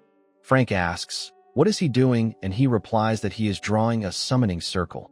And Frank asks if he is going to make contract with a demon, but Oscar calls him crazy for thinking that, and they would never come even if he calls them. Then what is he summoning? Frank asks, and he replies, a spirit, a wind spirit to transplant into his body. A bit later, and we see Frank trying to summon the wind spirit, only to look like a joker. But nothing works out for him, and Oscar calls his affinity with spirits quite shit. Frank still believes that he just felt some wind, but Oscar replies that it was just him sighing. It irritates him a lot, but Oscar tells him to not be disappointed, since a very small number of humans have spirit affinity after all. He asks if he is screwed from the beginning, since if he cannot call a spirit, how would he control his mana? And Oscar calls it fine as there is another method. In a spirit summoning ceremony, he learned something when he went to visit the kingdom of elves in his past life. They told him to try it, and so for fun, he did and succeeded. So he believes that it would work again, and he asks Frank to move to let him try the summoning once. Oscar is quite confident that the Spirit King would remember him, and he starts to focus. Back then, it wasn't a desolate training room like this, but in front of the huge world tree. And so, he begins chanting, Spirit of the Wind, come to me. And we see strong gusts of wind appearing, with Frank being surprised that Oscar succeeded in one go. And we see a huge spirit appearing, asking Oscar if he was the one who called him here, as it's first time in 27 years that someone has called for him. And even at that time, it was Oscar who did it and asks the spirit that he wants to make a contract. Is there something he needs? But the spirit replies that something as formal as that is not necessary, and asks, will he make a connection of friendship with the highest ranking spirit, Celestine, and Oscar immediately declines, which greatly confuses both the spirit and Frank, with Oscar realizing that he should have started with that, and tells the spirit that he don't need one, but he called him because Frank needs it instead. Now, we fast forward to the next day. Frank greets the vice master and confirms if he is here to agree with the contract's terms, and he replies that he is. He did had lots of concerns, but decided to agree, because the inventor of the cure is really stubborn, hearing which, Frank gladly accepts the proposal. He then introduces the knight he wants Oscar to fight today, and he introduces himself as Leslie Morgan, and Oscar shakes his hand to greet and introduce himself as well. Frank now begins explaining the contents of the duel. It's a simple method, where whoever takes the necklace of the opponent first wins, and if 5 minutes passes with no victors, they would take it as their loss. Oscar finds the rules pretty good and asks to begin. Frank also informs that he can raise his hand to suspend the duel, but asks if he would be okay with his current outfit in the fight, since his clothes are really loose and would flap around a lot. But Oscar tells him that it's fine, since he is not the one fighting anyways. And we see Frank walking in, seeing whom. Frank is surprised and questions Oscar, what is going on? Who replies that he told him to prove his ability, not for him to fight personally, so he taught Frank some stuff yesterday. Frank indeed agrees that it was his mistake for not putting a condition that he has to fight personally, but if he is expecting them to go easy since it's Frank, he would be quite delusional. But Oscar replies that it's not it. He only thought that a level 4 mage has a better chance than level 2. Frank is surprised and confused upon hearing that, questioning, how could he increase 1 level in a day? Only for Oscar to reply, in order to make him into a top mage in 2 years, he needs to show this much ability. And so, Grank orders Laszlo to not go easy on him, who agrees to do so. Oscar pets Frank on the back, assuring him that it's fine. If he does what he instructed him to yesterday, he would definitely win. But Frank still seems a bit hesitant, but regardless steps in the arena. Laszlo greets Frank as the young master. Same goes for Frank. And as soon as the signal is given for the match to begin, Frank quickly makes some distance between them. But he suddenly feels chills down his spine, which is the pressure from Laszlo drawing his sword. He notes that even without sword chi, and at this distance, Laszlo is exuding this much pressure. He almost raises his hand, thinking that he might be able to get off if he says that he cannot do it even now. But when he looks at Oscar watching him, he suddenly stops. He remembers the time when Oscar said that he needs him and praised his talent and work, which motivates him for the fight, as he creates wind bullet to shoot. Knowing that for the first time in his life, someone told him that he was needed, so he cannot let their expectations go to waste, though his wind bullet are easily blocked by Laszlo, who notes that Frank has gotten better. He is even dual casting and even dispersed his momentum. And when the bullets are coming for him, he wonders if this is what it would feel like to actually face the sword control technique that is used in the Eastern nation. And with this, he has done enough observing and begins to attack Frank instead, who starts to get flustered by his quick speed, and to block it, he creates a large wind palm. Grank is quite surprised by his growth, and asks if Oscar used some kind of forbidden method to achieve these results, who tells him that he don't need to worry, only for Grank to say that he is never worried about him. While watching him, Grank does find Frank to be truly grown a lot, but that is all there is to it. He believes that he doesn't suit a battle mage style. Since he is weaker than others, his growth would hurt him, and there might even be a moment where getting hurt will be a relief. It's more suited if he stays at the corporation. He won't get hurt anywhere and won't make his family worry. And he would never get eaten by his own magic again, as we see Laszlo is about to reach Frank's necklace. Just as Grank is thinking it's over, Oscar speaks up before him, and upon finding Oscar smiling, he is surprised and confused as to why he is making such expression. We now go back to last night. The spirit transplant turned out to be successful and asks Frank about his god of wind, and if he comes out well now, and Frank thanks him, since after someone beat him up, it came out naturally. But Oscar tells him that he is not at the level where he can freely turn his body into wind yet, since he has not completely gotten over his trauma, causing Frank to ask if there is no possible way for him to win tomorrow, and Oscar replies, it's possible if he used God of Wind 100%. He questions him if he thought that turning his body into wind is all there is to God of Wind. Frank asks with curiosity if there is something else, and he replies that there is still the most interesting part of God of Wind. It's the real overpowered part, unitization, the ability to turn anything that touches his body, whether it's an item or clothes, into wind. It's the most absurd part of God of Wind, Oscar believes. So it's important that he hide his card until the very end, and we see Frank turning his necklace into wind right as Laszlo is about to grab it. This greatly surprises him and catches him off guard, leaving Frank to steal his necklace instead. Frank's necklace turns back, and he sees that he obtained Laszlo's necklace as well, which causes him to celebrate his win in excitement. Grank is surprised to see him use God of Wind, as even the magic healer told him that he would never be able to use it again. Vice Master chuckles, asking Grank if he agrees with the results since the match has concluded. He glances towards Oscar and then Frank, noting that this is the result of Oscar teaching him for one day. He seems to have an idea and acknowledges his loss. Now a bit later, it's time for them to leave, with Vice Master finding it disappointing that they are leaving so soon, and Grank asks him to please take care of his younger brother. He also compliments Frank that he has grown a bit, who doesn't get it at first, leaving Grank to leave while telling him to forget it, only for Oscar to sigh and call Frank funny for pretending to not hear the compliment. Now on the next day, we see a shocked Frank standing at the entrance of some place. He doesn't understand how can Oscar call it a training room, finding it more akin to a basement prison. Oscar does agrees, since it was exactly that, 100 years ago that is. He also doesn't understand why is he being sent to isolated training even though he didn't do anything wrong, and Oscar replies that Vice Tower Master ordered it himself, meaning he has big expectations of him. It leaves him more annoyed, since he even had rest for a single day with Oscar telling him to think positively, since he needs time to adjust to the spirit as well, and he needs to organize what he learned. Frank reluctantly agrees while Oscar starts pushing him inside, saying that he won't die, only for Frank to ask, "Really?" with a crying face. Oscar apologizes internally, since he was actually the one who requested it.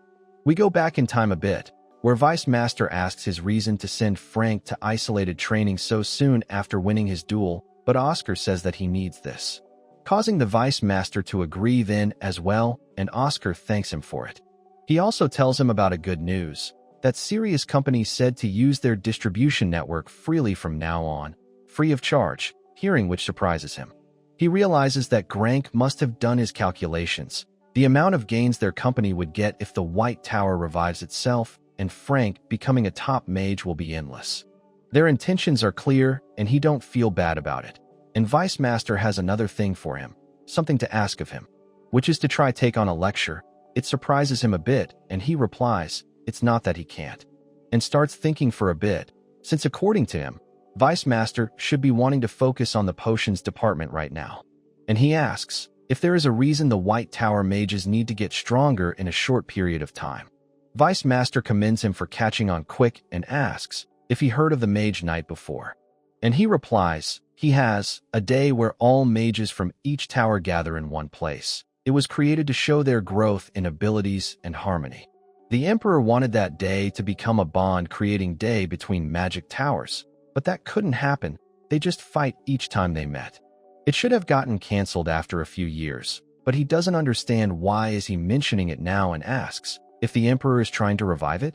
Vice Master agrees, but it has not been revealed to the public yet. The Imperial family will announce the details once the new year arrives, but he hopes that this is simply an old man's bad feeling, but he is being wary of the Black Tower. As long as the Black Tower continues to aim to be one of the 4 main towers, there is a high possibility that the White Tower would be attacked. Even though everyone is doing great, Vice Master is still feeling uneasy. Hearing this, Oscar immediately agrees, with Vice Master commenting on his changed face. Now at Magic Tower, 36th floor, Oscar is annoyed that the Black Tower is trying to push them out, but it's at least relieving to him that he pushed Frank at level 4. The low-level ceremony was a stroke of genius as well. He was surprised to see a demigod remembering a mere human who couldn't even keep his promise. We go back to the day of the spirit summoning, where the spirit was angry when Oscar called him to make contract with someone else. Suddenly, Oscar takes the name of Salafrian of Silence, and to let her know that the White Mage is back. Just as the spirit is getting even more angry at Oscar for taking the name of the Spirit King, he gets a message, which makes him question Oscar, just who is he, to be able to make the Spirit King issue a command. But Oscar replies it would be no fun if he told him, and he informs Oscar that she has allowed it, and it won't be a contract, but a simple transplant. And Oscar thanks him for it. He also informs him that she told him to tell Oscar something, which is to not forget his old promise. He tells her to not worry, since he was able to save so many White Tower families thanks to her. He would make sure to repay her with interest, as he puts up an announcement on the board for his classes. But before that, he plans to take care of his family a bit more. We now to switch to some students, as one of them arrives and asks if this is a class for mages up to level 3, and the girl replies that perhaps it's because it's only for basic lesson. The intermediate mages are all busy. One of the girl comments that it must be really true that White Tower has more money now, since she heard the lecturer is someone Vice Master personally invited, and they are even having a lecture in the main building. It is the place where the Imperial Observation Seminar took place as well. Other blonde girl also thinks that the lecturer must be awesome. Suddenly, someone speaks up, "Don't make me laugh," and it's Damien Proud who tells everyone to not make a fuss over a lecture hall that no one uses. One of the girl calls him out for being too negative, and he replies that if it was an investment, they would have prepared a high-level application-based lecture like the other magic towers, and not reinterpretation of basic magic. And they should be able to tell since only 32 people are here. Only one of the low-level mage didn't come, and if it was that great of a lecture, the noble level 2 genius would have been here as well. And just then, Oscar arrives and uses Soundbind, telling everyone to stop with their chatter, leaving one of them surprised as he doesn't understand what kind of silence is this. Oscar steps in, introducing himself as their new lecturer, which surprises everyone. since he is only level 2, as Oscar tells everyone that they must be disappointed by the fact that he is their lecturer, leaving everyone to think that at least he is aware and must have felt guilty, which is why he used a magic so they couldn't talk. But he tells them to leave if they have any complaints, since they are no longer mere academy students receiving the control of teachers. But instead, he has a condition. They have to prove their ability, demonstrating that they have no need to learn. Their time limit is 10 minutes. Within that time, they have to say that they don't want to take his class, which should be quite simple for them, isn't it? But everyone doesn't think so, and calls him crazy for making them unable to speak while telling them to do so. But some of the kids realizes that it's a test and knows for sure that it's not the silent spell since Oscar is level 2. And even if they don't know what it is, they believe it's solvable. Damien realizes that Oscar basically means that if they are not capable enough of breaking the spell and speak, then they should take the class. Oscar did this to check their capabilities. He purposely left some holes in the spell, but he didn't make it easy either. Time passes and Oscar didn't see anyone pass the test yet. But Damien stands up and finally breaks the spell, with Oscar noting that he was listed among the beginner-level mages, and remembers his name from young Oscar's notes and congratulates him for it, with him saying that it was easier than expected. He was struggling with trying to solve it slowly. And as the time is up, Oscar breaks the spell on everyone, with the only person to pass it being Damien proud, which causes him to act all confident and reply that he don't have to take the class now, right? And Oscar allows him to leave. But since he is being allowed to go so easily, he doesn't feel great. And due to the type of first lecture, he actually got curious what he would learn in the class, but he finds it too much to say that he wants to take the class now. Seeing this, Oscar stands up, noting that since he is still a kid, he can see everything on his face, and tells him that he would give him a reward for passing the test and teach him one spell. Damien walks to him and Oscar asks, which basic spell does he like the most? And he replies, Wind Cutter, so Oscar tells him to try it out. Damien finds it bothersome, but still does it, asking if it's enough. Seeing which, Oscar tells him that he would teach him Wind Cutter today.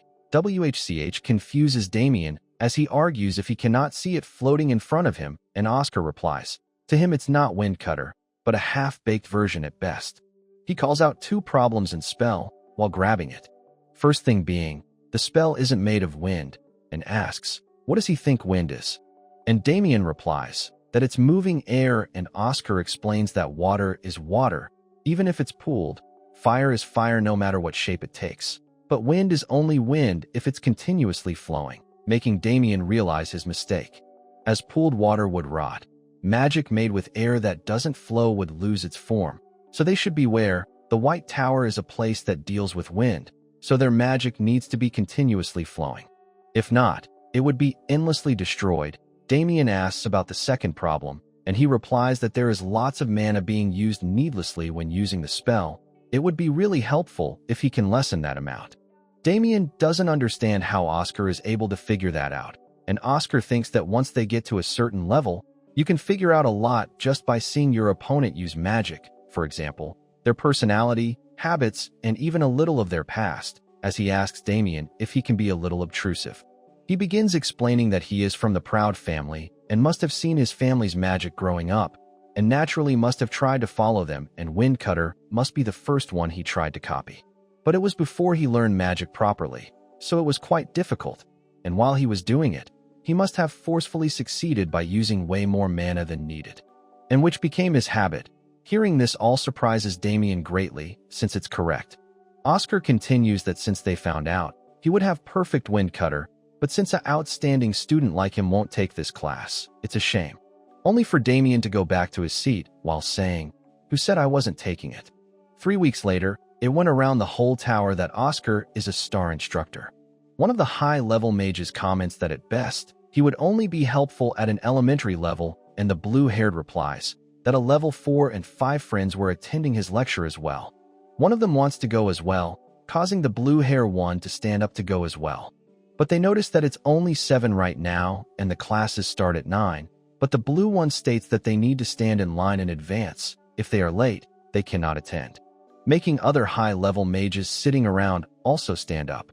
The students in Oscar's class notices there are lots of new faces, and lots of them are level 4 and 5.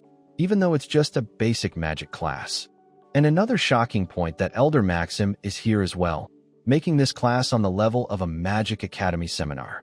Oscar arrives and greets everyone, saying that the spell they would be learning would be quite important.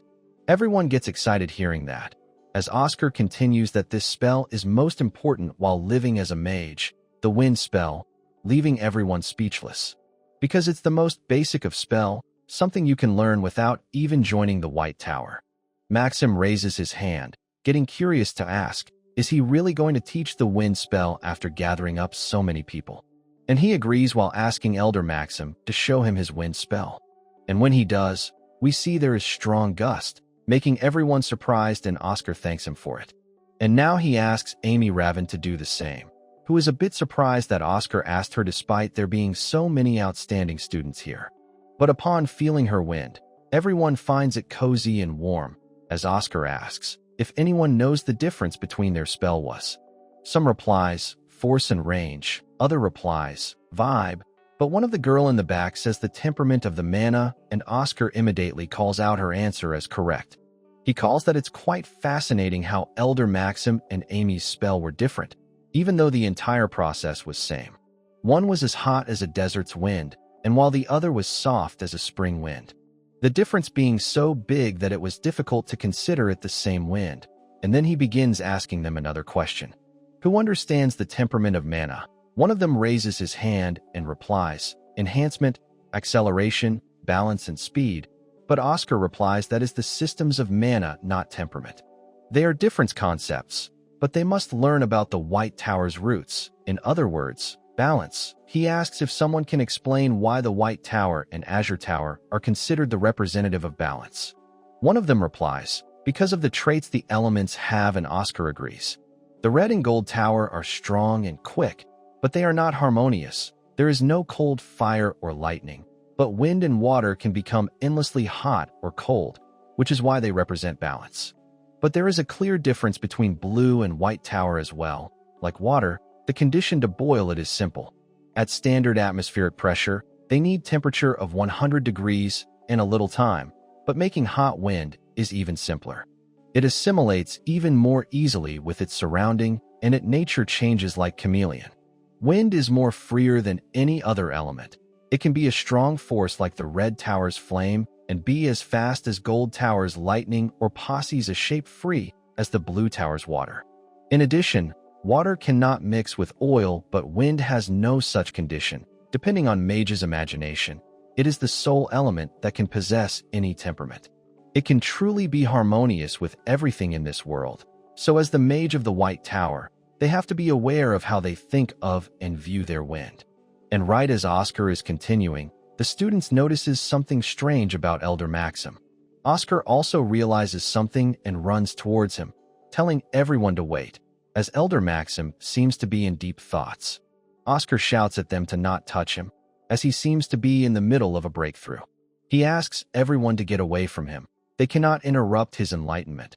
One of the girl asks, why is he suddenly like this, and confirms if he is going through an awakening, which Oscar confirms. Soon enough, he opens his eye again, and Oscar asks about his condition, and he replies that he could not reach level 8.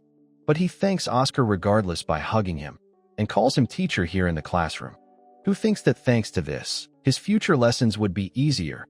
Now those who are on lower level than Elder Maxim won't be able to attack him. And the greatest profit he got from this is Veronica Fricks. He obtained the attention of one of the problem children listed in Little Oscar's journal. Now on the next day, Oscar seems to be heading somewhere. Veronica told him that there was something interesting in the training room. The reason she acted pretty friendly must be because she enjoyed his lessons, so he needed to know the reason. She started looking at him pathetically again after hearing that he didn't know the fit room. Upon arriving there, he notices the door color is different and also heard that only 3 out of 300 training room are these. Thinking if it's that special, he opens the door, and if they wanted to do this, they should have made a door which opens without touching as well. Upon entering, he notices the different vibes from the other training room. The system greets Oscar, next generation training support system, and Oscar realizes that this training room uses magic engineering, meaning that the Golden Tower must be taking all the money, The system asks him if he would like to register to receive a personalized training course, and Oscar declines. So it proceeds as an unregistered user and asks to decide the level of training he would like, there being 100 levels in this training in total. Oscar begins from level 1, and 3 balls appear, which he has to pop using magic or physical attack. And if he uses a wide area spell, the training would be cancelled, but before it can process, Oscar passes level 1. He finds it decent, and if this is level 1, he raises the level and chooses level 100 directly. The system warns that the size of the balls would decrease, and the balls are greatly accelerated and are hostile towards the user, but Oscar tells it to continue. He wonders how good it is for the system to make a fuss about it, and suddenly, something flies right beside his head. And we see he is surrounded by tons of balls, and in addition the previous rules, now if he gets hit by them 10 times, the training would end. Oscar quickly starts popping them, noting that he just needs to hit them, but at this rate, his mana would run out first. So he plans to use as little power as possible, and noting that it's effective, he makes them small and sharp, and the training level he notes is also surpassed the level for kids. A bit later, and we see he has passed the level 100, and finding it to be a good warm-up. Noting that the mages in this era use this level of training since they are young, the standard for this generation mages must be way higher than before. And so, he plans to work harder and also build muscles as well. Leaving the room, he encounters Veronica right outside, whom he asks if she is here to train, and she replies, did he thought she was here to eat or what? Oscar says that he came just to visit. His philosophy is that healthy mana comes from a healthy body, but right as she tries to say it's not his philosophy, he leaves while giving her good luck for her training. It annoys her, and also the fact that he is using Oscar Sage's famous saying as his own quote. She don't understand how did an arrogant noble, who always used to look down on her, change so suddenly, and entering inside, she asks the system to set level 50 as warm-up, and also checks if there is any change to ranking, asking if Killian's still on top, but the system replies, there is, surprising her. And when asked to show, the name only comes out as AAA, and she tries to ask who it is, but the system refuses for security reasons. She guesses that it was Elder, believing that those below level 5 cannot get ranked, as this current rank timing would mean they are first in the continent, and the system agrees. She once again tries asking, who is it, and the system denies again, leaving her annoyed. She then asks if it's Oscar, but once again the system replies with the same, causing her to swear at the system. While walking back, he encounters Elder Maxim, who finds it the perfect timing, as he wanted to ask him something. Fidelina informed him that the merchants aren't buying their potions. Oscar asks for the reason, and he replies that they are afraid of the Blue Tower, and since he is the core of the potion department, he thought he should know. He starts to get pissed thinking about it, also about the long line at the cafe today. He then overhears 2 people standing in front of him, talking about their jobs at the post office. They seems to be talking about stopping the delivery business and perhaps only focus on the potion market. Oscar notes that the delivery isn't a big market. They have to use lots of wind riders, but cannot make much money, and it's not political either. The one benefit is that it receives the overwhelmingly highest citizen evaluation. But the wind riders wants to keep on working hard. Plus, when they give elderly heavy delivery service, they even give them food to eat because they are working hard. Hearing this, Oscar seems to get something and asks them, when delivering, do they bump into people often? And they agree, since they need recipient's signature to show they got the items delivered. Hearing which, Oscar excitedly runs away while shaking their hand. A bit later, and he has at the Vice Master, asking to start a door-to-door delivery service using their wind riders. The Vice Master gets his idea. Since merchants aren't working, he is going directly to the consumers, but asks if it's not realistically impossible, since their potions aren't used in day-to-day life. But Oscar plans to make new ones with a big smirk on his face. He asks if it's innovation, and Oscar replies that they don't need to call it that. He explains that there is a mid-level recovery potion that has the greatest effect in the White Tower, so they can slightly adjust the potion to be divided into 4 based on age and gender. He then goes on to explain the full process to the Vice Master, only for him to flinch at all that explanation. Now a few days later, we see an old man, complaining that he is not as energetic as before, and suddenly, one of the wind riders arrive, greeting him and saying it's nice to meet him again. He gives him a letter from his friend, and he is surprised to know that he is still alive, but complains about his head and body getting heavier, causing the Wind Rider to ask if he is hurt. And he replies that it's not that. He just don't have much energy. So the Wind Rider reaches in his bag and asks if he wants to try something then. He tries asking, "What is it?" And he replies that it's their magic tower's newest creation, a tonic. The old man asks, "What does it mean?" And the boy replies that it's ranked 0 in importance when it comes to seniors. It would strengthen their immunity and improve energy as well, but the old man doesn't believe anything would change for him after drinking this. He gives of an example of the old man Miller who lives on the 2nd Street. He had this last week and is getting ready for his next hike, surprising the old man, since he knows Miller has a knee problem. The boy explains that it's a tonic that Oscar, the tower's extraordinary genius, created himself. It's a name which even the old man has heard somewhere, and he reminds him that it's the same guy who created that vaccine. But the old man believes that it would be expensive since such a genius created it, only to be proven wrong by hearing the price of 30 bells and 1 tonic per week. But the old man doesn't believe, since he took these tonics before and he don't trust pharmacists anymore.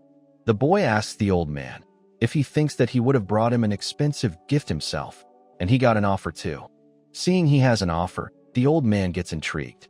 He tells him about a special event for Serin residents. If he requests a 1-year subscription, they would deliver a tonic every week, and with the price being only 800 bells, he can do monthly installments as well. The old man starts to get convinced, believing he can pay for it if he smokes less, and the boy offers the first bottle for free as well, which is what excites the old man most. Now on the next day, his body starts to feel much lighter than usual. He wonders if it's because of the tonic that he drank yesterday, and only from a single bottle at that. We see him meeting his friends, who thought that he had died after not seeing him for a while, and he replies that he was resting since his body was in pain. We then see them playing a game of chess, with his friends being surprised at him for getting so good at chess suddenly, and he replies that he can focus better than usual. They both ask to let them know if he got something good while he was resting or something, and he replies that it was tonic that White Tower created, but they call it bullshit at first, only for him to start explaining. We switch scenes to Oscar, as someone arrives and shows him a newspaper, saying that there is trouble, their potions are going to rot at this rate. The Azure Tower is apparently running a sale, and Oscar replies, "Look at them doing cute things." But Lena is panicking, believing that they are going to kick them off the market like this, and doesn't understand their reason for sale despite not getting any profits, and Oscar replies that they would hardly last 2 or 3 weeks. But Lena argues it would still be a month, and they might not be able to enter the potion market then, so they should sell Cadena Flu and Recovery Potion together. But Oscar declines, since it's the situation that Azure Tower wants the most right now. If they try to sell potions using the flu disaster, then people would be furious, and Azure Tower will have a pretext to attack them, saying that they took people's life as hostage. Lena asks if he just wants to get beat up like this, and he confirms if they have lots of potion in storage. She replies, to the point they wouldn't know if someone stole hundreds of bottles, which he calls good and annoys Lena. He shows her the recipe for Zero Tonic series and asks if they can reproduce all the mid-level potions as tonics. She asks if he means all of the stocks, and he doesn't see a reason for keeping the potions that won't sell. He plans to add benefits as well, such as if one family buys more than 2 from the Zero series, they would add additional discounts, so the purchasing barrier would get lower. This talk of Oscar makes Lena distrust the whole concept of discount themselves, and Oscar also plans to pay the Information Guild to spread a rumor. Lena asks, what kind, and he replies, M0. It would be a fun if they spread a rumor that it helps in virility as well, making her a bit disgusted as she asks if it would help them with sales. We fast forward to 3 weeks later at the Azure Tower. Moira thinks that it's done. They have stomped down the White Tower completely, and their department head would be satisfied with this. The department arrives and asks Moira if he saw the news, but he happily replies, not yet, only to get smack on the head for smiling, and he orders him to read it. Reading it up, he is filled with despair as the department head asks if this is the best he could do. Did he give up all those profits for these results? As we see, the White Tower's tonics are insanely popular now, but Moira doesn't understand, since he never saw them in the market. But he soon realizes the reason, which is also the reason that it was no aggregated in the market sales volume. Head of department also asks if he saw the White Tower saying that they would keep the discount forever, since they were deeply touched by the Azure Tower, but Moira calls it a scam, since it's the price they were going to sell it from the start. But the public doesn't know that. The head argues that bottle has not been sold anywhere before. He questions if he was looking at the graph and getting happy. Now, no matter what kind of pressure they try to put, it would be hard for the potion market to ignore White Tower. Since the public would want the White Tower's potions, they would be around this level instead. He warns Moira that he would be busy moving forward. In order to recover the losses that Azure Tower has faced, even having him work without pay for the rest of his life won't be enough. We now switch to a place far away, continent's east side, Yin Dynasty. We see a huge monster attacking some swordsmen, who are trying to protect the village from it, as he smacks them away. They don't know what to do and gets anxious, only to feel a wind the next moment. And we see someone is here, telling the monster to return to his territory while flying high up in the sky. And if he don't, then she would return him to dirt. As she begins using her innate magic, restless wind, to easily slice the monster apart in pieces, while noting that this keeps on happening recently, while the guy behind her asks if she is from the White Tower. And she asks if he is Zhang Chun, and the guy apologizes for the late greeting and introduces himself, so she also starts removing her hood. And we see it's Shasha maced, and get our first proper look at her beauty. She asks them if they bring what he had asked of the Nine Dragons sect leader, and he replies that he got the newsletter she asked for. The sect leader also said that the West is full of articles about the White Tower recently. Hearing which, she gets scared, wondering, what if their tower has gone bankrupt? What if they were permanently kicked out of the 4 main magic towers? Because if that happens, she won't be able to face her master. But upon opening her eyes and reading the articles, she is absolutely shocked from all the news and success. She asks if it's some kind of novel or if he made these stories up to not get her upset, but he replies, of course not. Forgetting other things, even the delivery business is doing really well. It's not something which she thought would be successful. She had another goal for doing that. She tells Zhang Chun that she would head back and to wire the commission fee under the Imperial bank account, and decides to head straight to the White Tower, believing that she needs to check what is going on there herself. We switch scenes to Lena, who asserts that Oscar is really a mage, because the situation was really like magic. He was able to shake the Azure Tower with a single interview. Thanks to him, the sales of Recover Potion boomed. Oscar asks about the reactions. She replies that countless cities other than Sarin have requested for them to be distributed there. But it's still ambivalent in the military, and Oscar tells her not worry about them for now, since they always had a good deal with Azure Tower. He also asks her to not report to him anymore since there are no further issues with the potions, and asks, why does she even does it in the first place? She mentally answers, it's because he is the head of that department.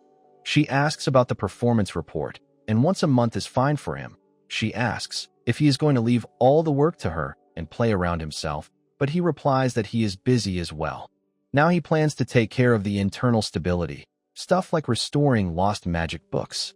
It won't take him much to make, but it would be weird if he suddenly announces high-level theories like that, even if he is known as a genius. So he wants to do it under someone else's name, someone with enough knowledge about magic, enough fame and status and good age. He hopes someone like that falls from the sky. And next panel, someone comes out from a room after quite a while, noting that they haven't seen sunlight in a while. Elder Fidelina and Maxim both greets him since it's been a while and asks about his research, which he replies is not going well. He is the theory mage of the tower, Schweinkoch. He is in despair for unable to find the result value, and he needs it to present it at the White Night Festival. But Maxim tells him to not rush, since it's quite difficult. He has been researching this for 7 years now, which he believes would be all over if he can just find the result value. Maxim suggests to take in an assistant, such as Oscar, but he doesn't believe a level 1 mage would understand it in the first place. But Fidelina informs that he is level 2 now, and Schwein doesn't seem impressed, but Fidelina says that he worked hard. He also asks if she didn't hate Oscar before, and she replies that it was before, with Maxim telling him that he must not know about the recent news in the tower, and asks if he doesn't feel the atmosphere has changed here, which he notices as well, Everyone's complexion is looking better, as if they won lottery. Maxim credits it all to Oscar. Fidelina also finds it disappointing that he wasn't here when all of it was going on. A bit later, they both finish explaining all the stuff that happened, and he seems surprised to know that Oscar is good at alchemy. And they both excitedly claim, not only that, but he is also possessed by a ghost of businessmen, and he is even great at lectures. It wouldn't be an exaggeration to say that he is on the level of a high mage when it comes to theory. Schwein tells them to calm down. He plans to meet him since they are recommending, but he still won't expect much. He claims to not looking down on him. It's just, even looking at the same thing from the first floor and the rooftop is different when it comes to information gained. Even if he is a genius, his view is limited to a level 2 mage. While he is researching on restoring the innate magic of the genius of all geniuses, the Archmage, Oscar Sage. A bit later, and Oscar receives a sudden test from Schwein. He introduces himself first as major in theoretical magic and someone who is working on restoring lost magic. He explains a bit about his current situation, and Oscar is excited to meet him since he is exactly the person he was looking for. He also apologizes to Oscar for giving him a test, even though he is looking for a favor, but Oscar tells him it's fine, since it would make sense to look at someone's ability when looking for a researcher, making Schwein commend his attitude. He gives him 50 minutes for the test, and with him around, Oscar believes no one would care about a level 2 mage's contribution. He finds the test quite easy, and based on the questions, he notes that he is looking for someone to check for basic errors, so he must be at final revisions, and is about to find the result value. Schwein is surprised to see him solve everything quickly, since he deems it impossible unless he can think similarly and knows concepts of high-level mages. Noting he is on the last page, he assumes that Oscar is upset that he cannot solve the problems, so he is half-assing them. And seeing his surprised face, he assumes that he must be surprised since the questions are of another dimensions. But he is surprised because it's about the magic he made, and he quickly writes down about it and hands the test over. Schwein commends him for the good work, but finds it disappointing that he wrote down the answer to the last question without even thinking. He wanted to see how he approached the question if they worked together, but he believes he didn't even try to solve it since it was difficult. He had increased expectations due to them too recommending him. And upon noting the last answer, he asks if he thinks his answer to the last question is correct, which he does, so Schwein asks, what of the 4 mana values he wrote, and he replies, all of them. He wrote it with fluid mana approach. Schwein's eyes shine bright as he asks Oscar if he can use these values right now to test the magic. And a bit later, we see Schwein is shocked to finally see the magic activated and wonders, how is it possible?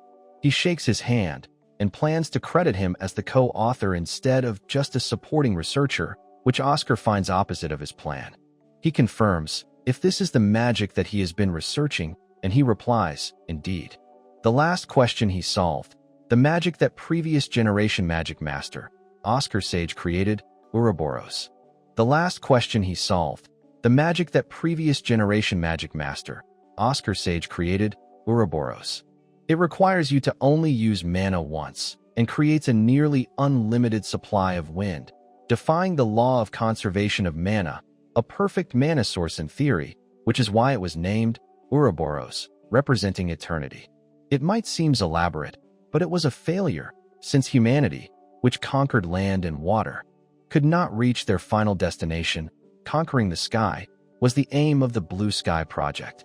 In the war against the demons, to gain an advantage, they planned to create an aircraft, and for its source, he made this magic. It was perfect in theory, but it didn't produce enough power to power an aircraft. So he believes there were many magic he could have recovered, unless he needs it for something that requires as much energy as aircraft. Suddenly, Schwein expresses that he wants to tell Shasha quickly about it. She would be really happy to see the foundation stone of the delivery service has been prepared, surprising Oscar that the delivery service was for this magic. He starts crying tears of disappointment, telling Shasha regardless of how much she might miss him, she still shouldn't have made Schwein recover such magic. But he tells Oscar that he was the one who fulfilled the long-time wish of Shasha and him. The first step to open up the sky path is completed now. Oscar asks if he is repeating the same challenge from the past, and he agrees, but Oscar argues if it's not impossible to fly an aircraft using only the wind generated by magic, and he agrees that with just Ouroboros, an aircraft could never be created.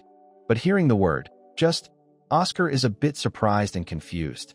And Schwein tells him that things are different from back then, since now they have this, and Oscar realizes that he is talking about magic engineering.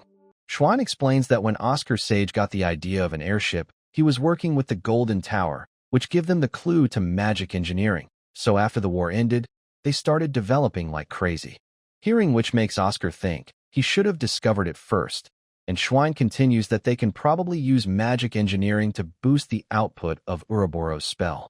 And he plans to use a battery as the medium, which would recharge using Ouroboros' wind. And what if they can continuously use it to increase the mana? It can allow for a strong heart that provides infinite power. Oscar asks if the Golden Tower knows about it. Schwein claims they don't. They considered the idea of an airship absurd, so they are inventing a new transportation method instead. An iron horse that endlessly rides the land, which they are calling a train. While Oscar is not sure that it's like, he knows that they don't cling on a failed business, so he is sure the train would also bring new concept to humanity. But he believes it won't still be as shocking as an airship. Oscar realizes the reason they hung on the delivery business, which was to monopolize the sky market. Schwein agrees, as the transportation right now is only done through ships and carriages.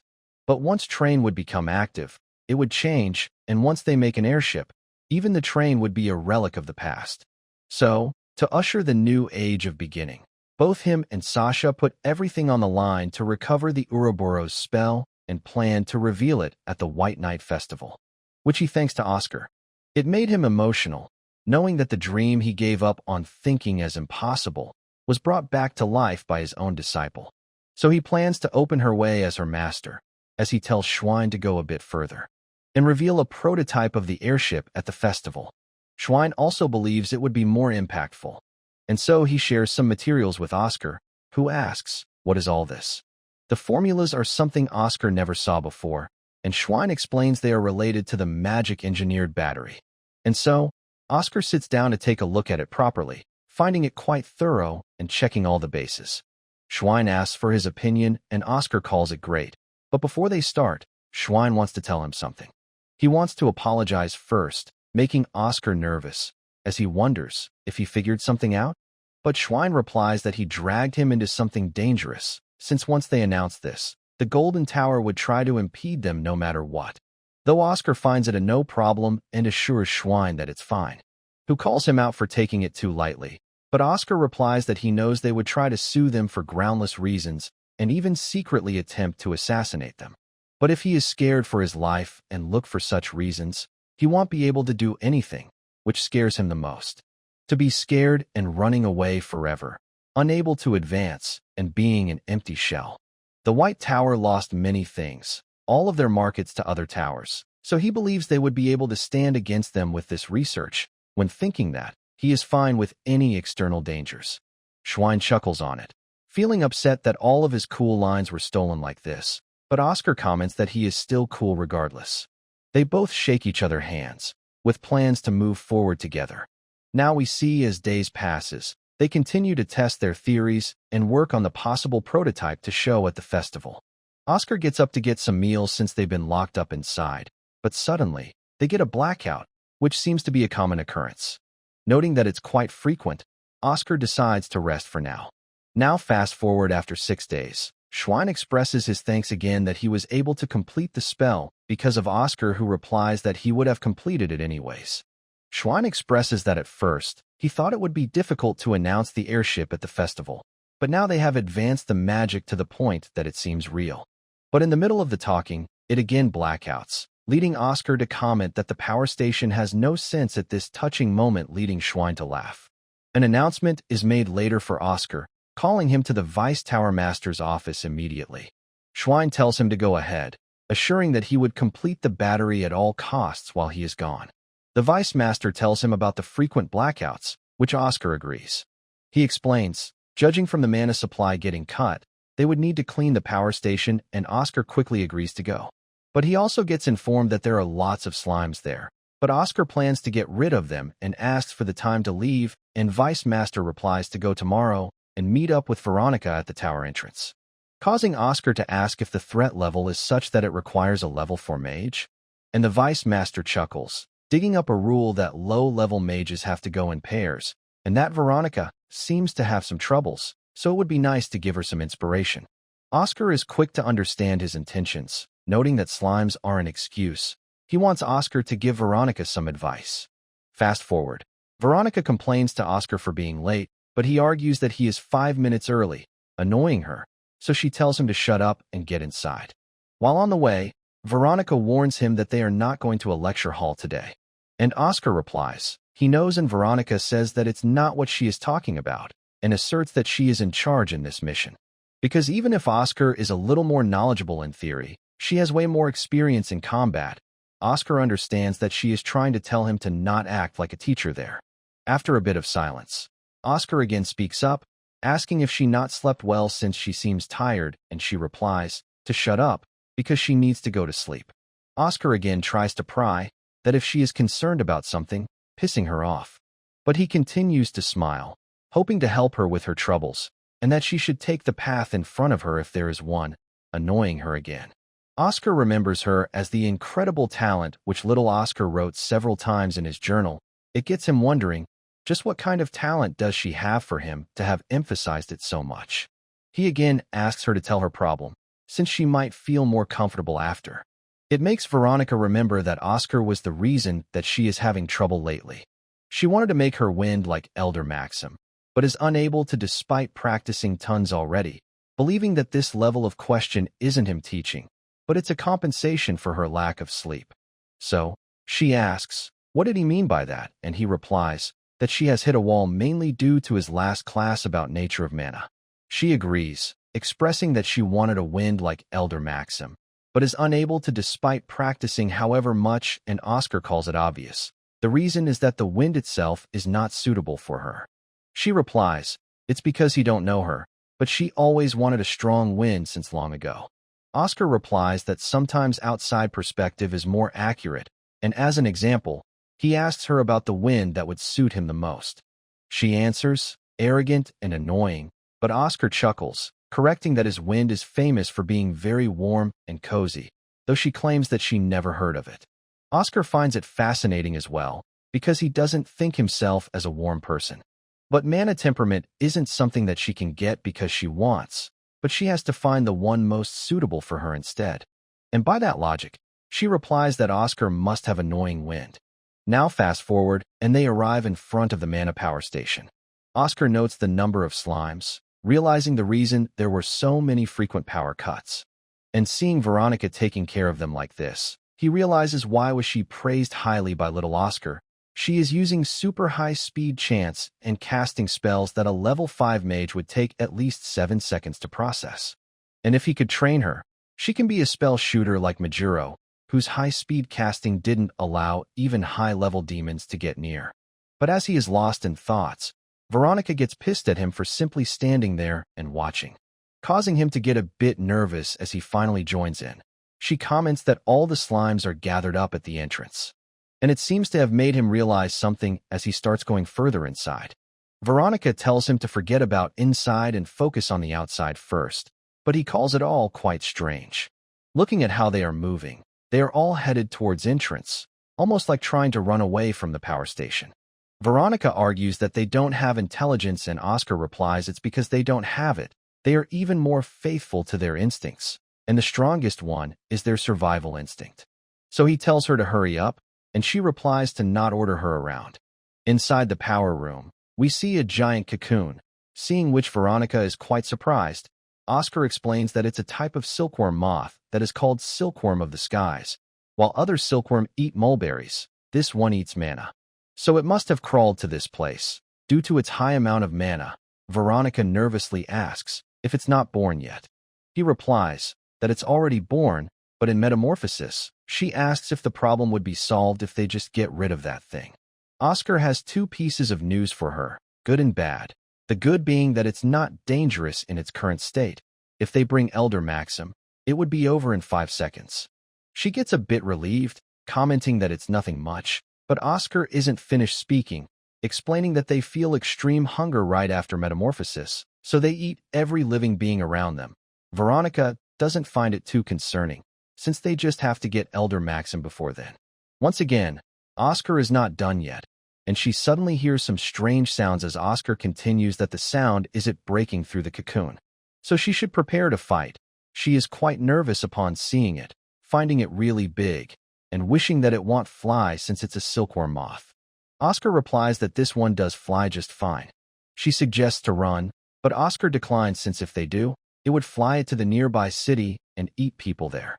So they need to stop it here somehow. And so, she steps up despite being scared, telling Oscar to get back, which impresses him. He quickly uses a message spell to give to the horseman, hoping that he is nearby to call reinforcement for them. She starts up with a large wind press spell, trying to crush it down. She then uses the jet boost spell to quickly close the distance. But much to her surprise, Oscar quickly pulls her back and uses wind to disperse the feces of the white silkworm, touching which would have immediately melted her. And that the silkworm left the opening on purpose, despite being an insect, it's highly intelligent. But she questions, how did he notice the powder? It's not even visible. And he replies that he focused on the mana with his IUs and saw every particle floating in the air. And as she is calling it a ridiculous thing to do, Oscar glances back and she realizes it's possible. And before she explains, the moth attacks them with a large beam, and he quickly puts up a shield to defend against it.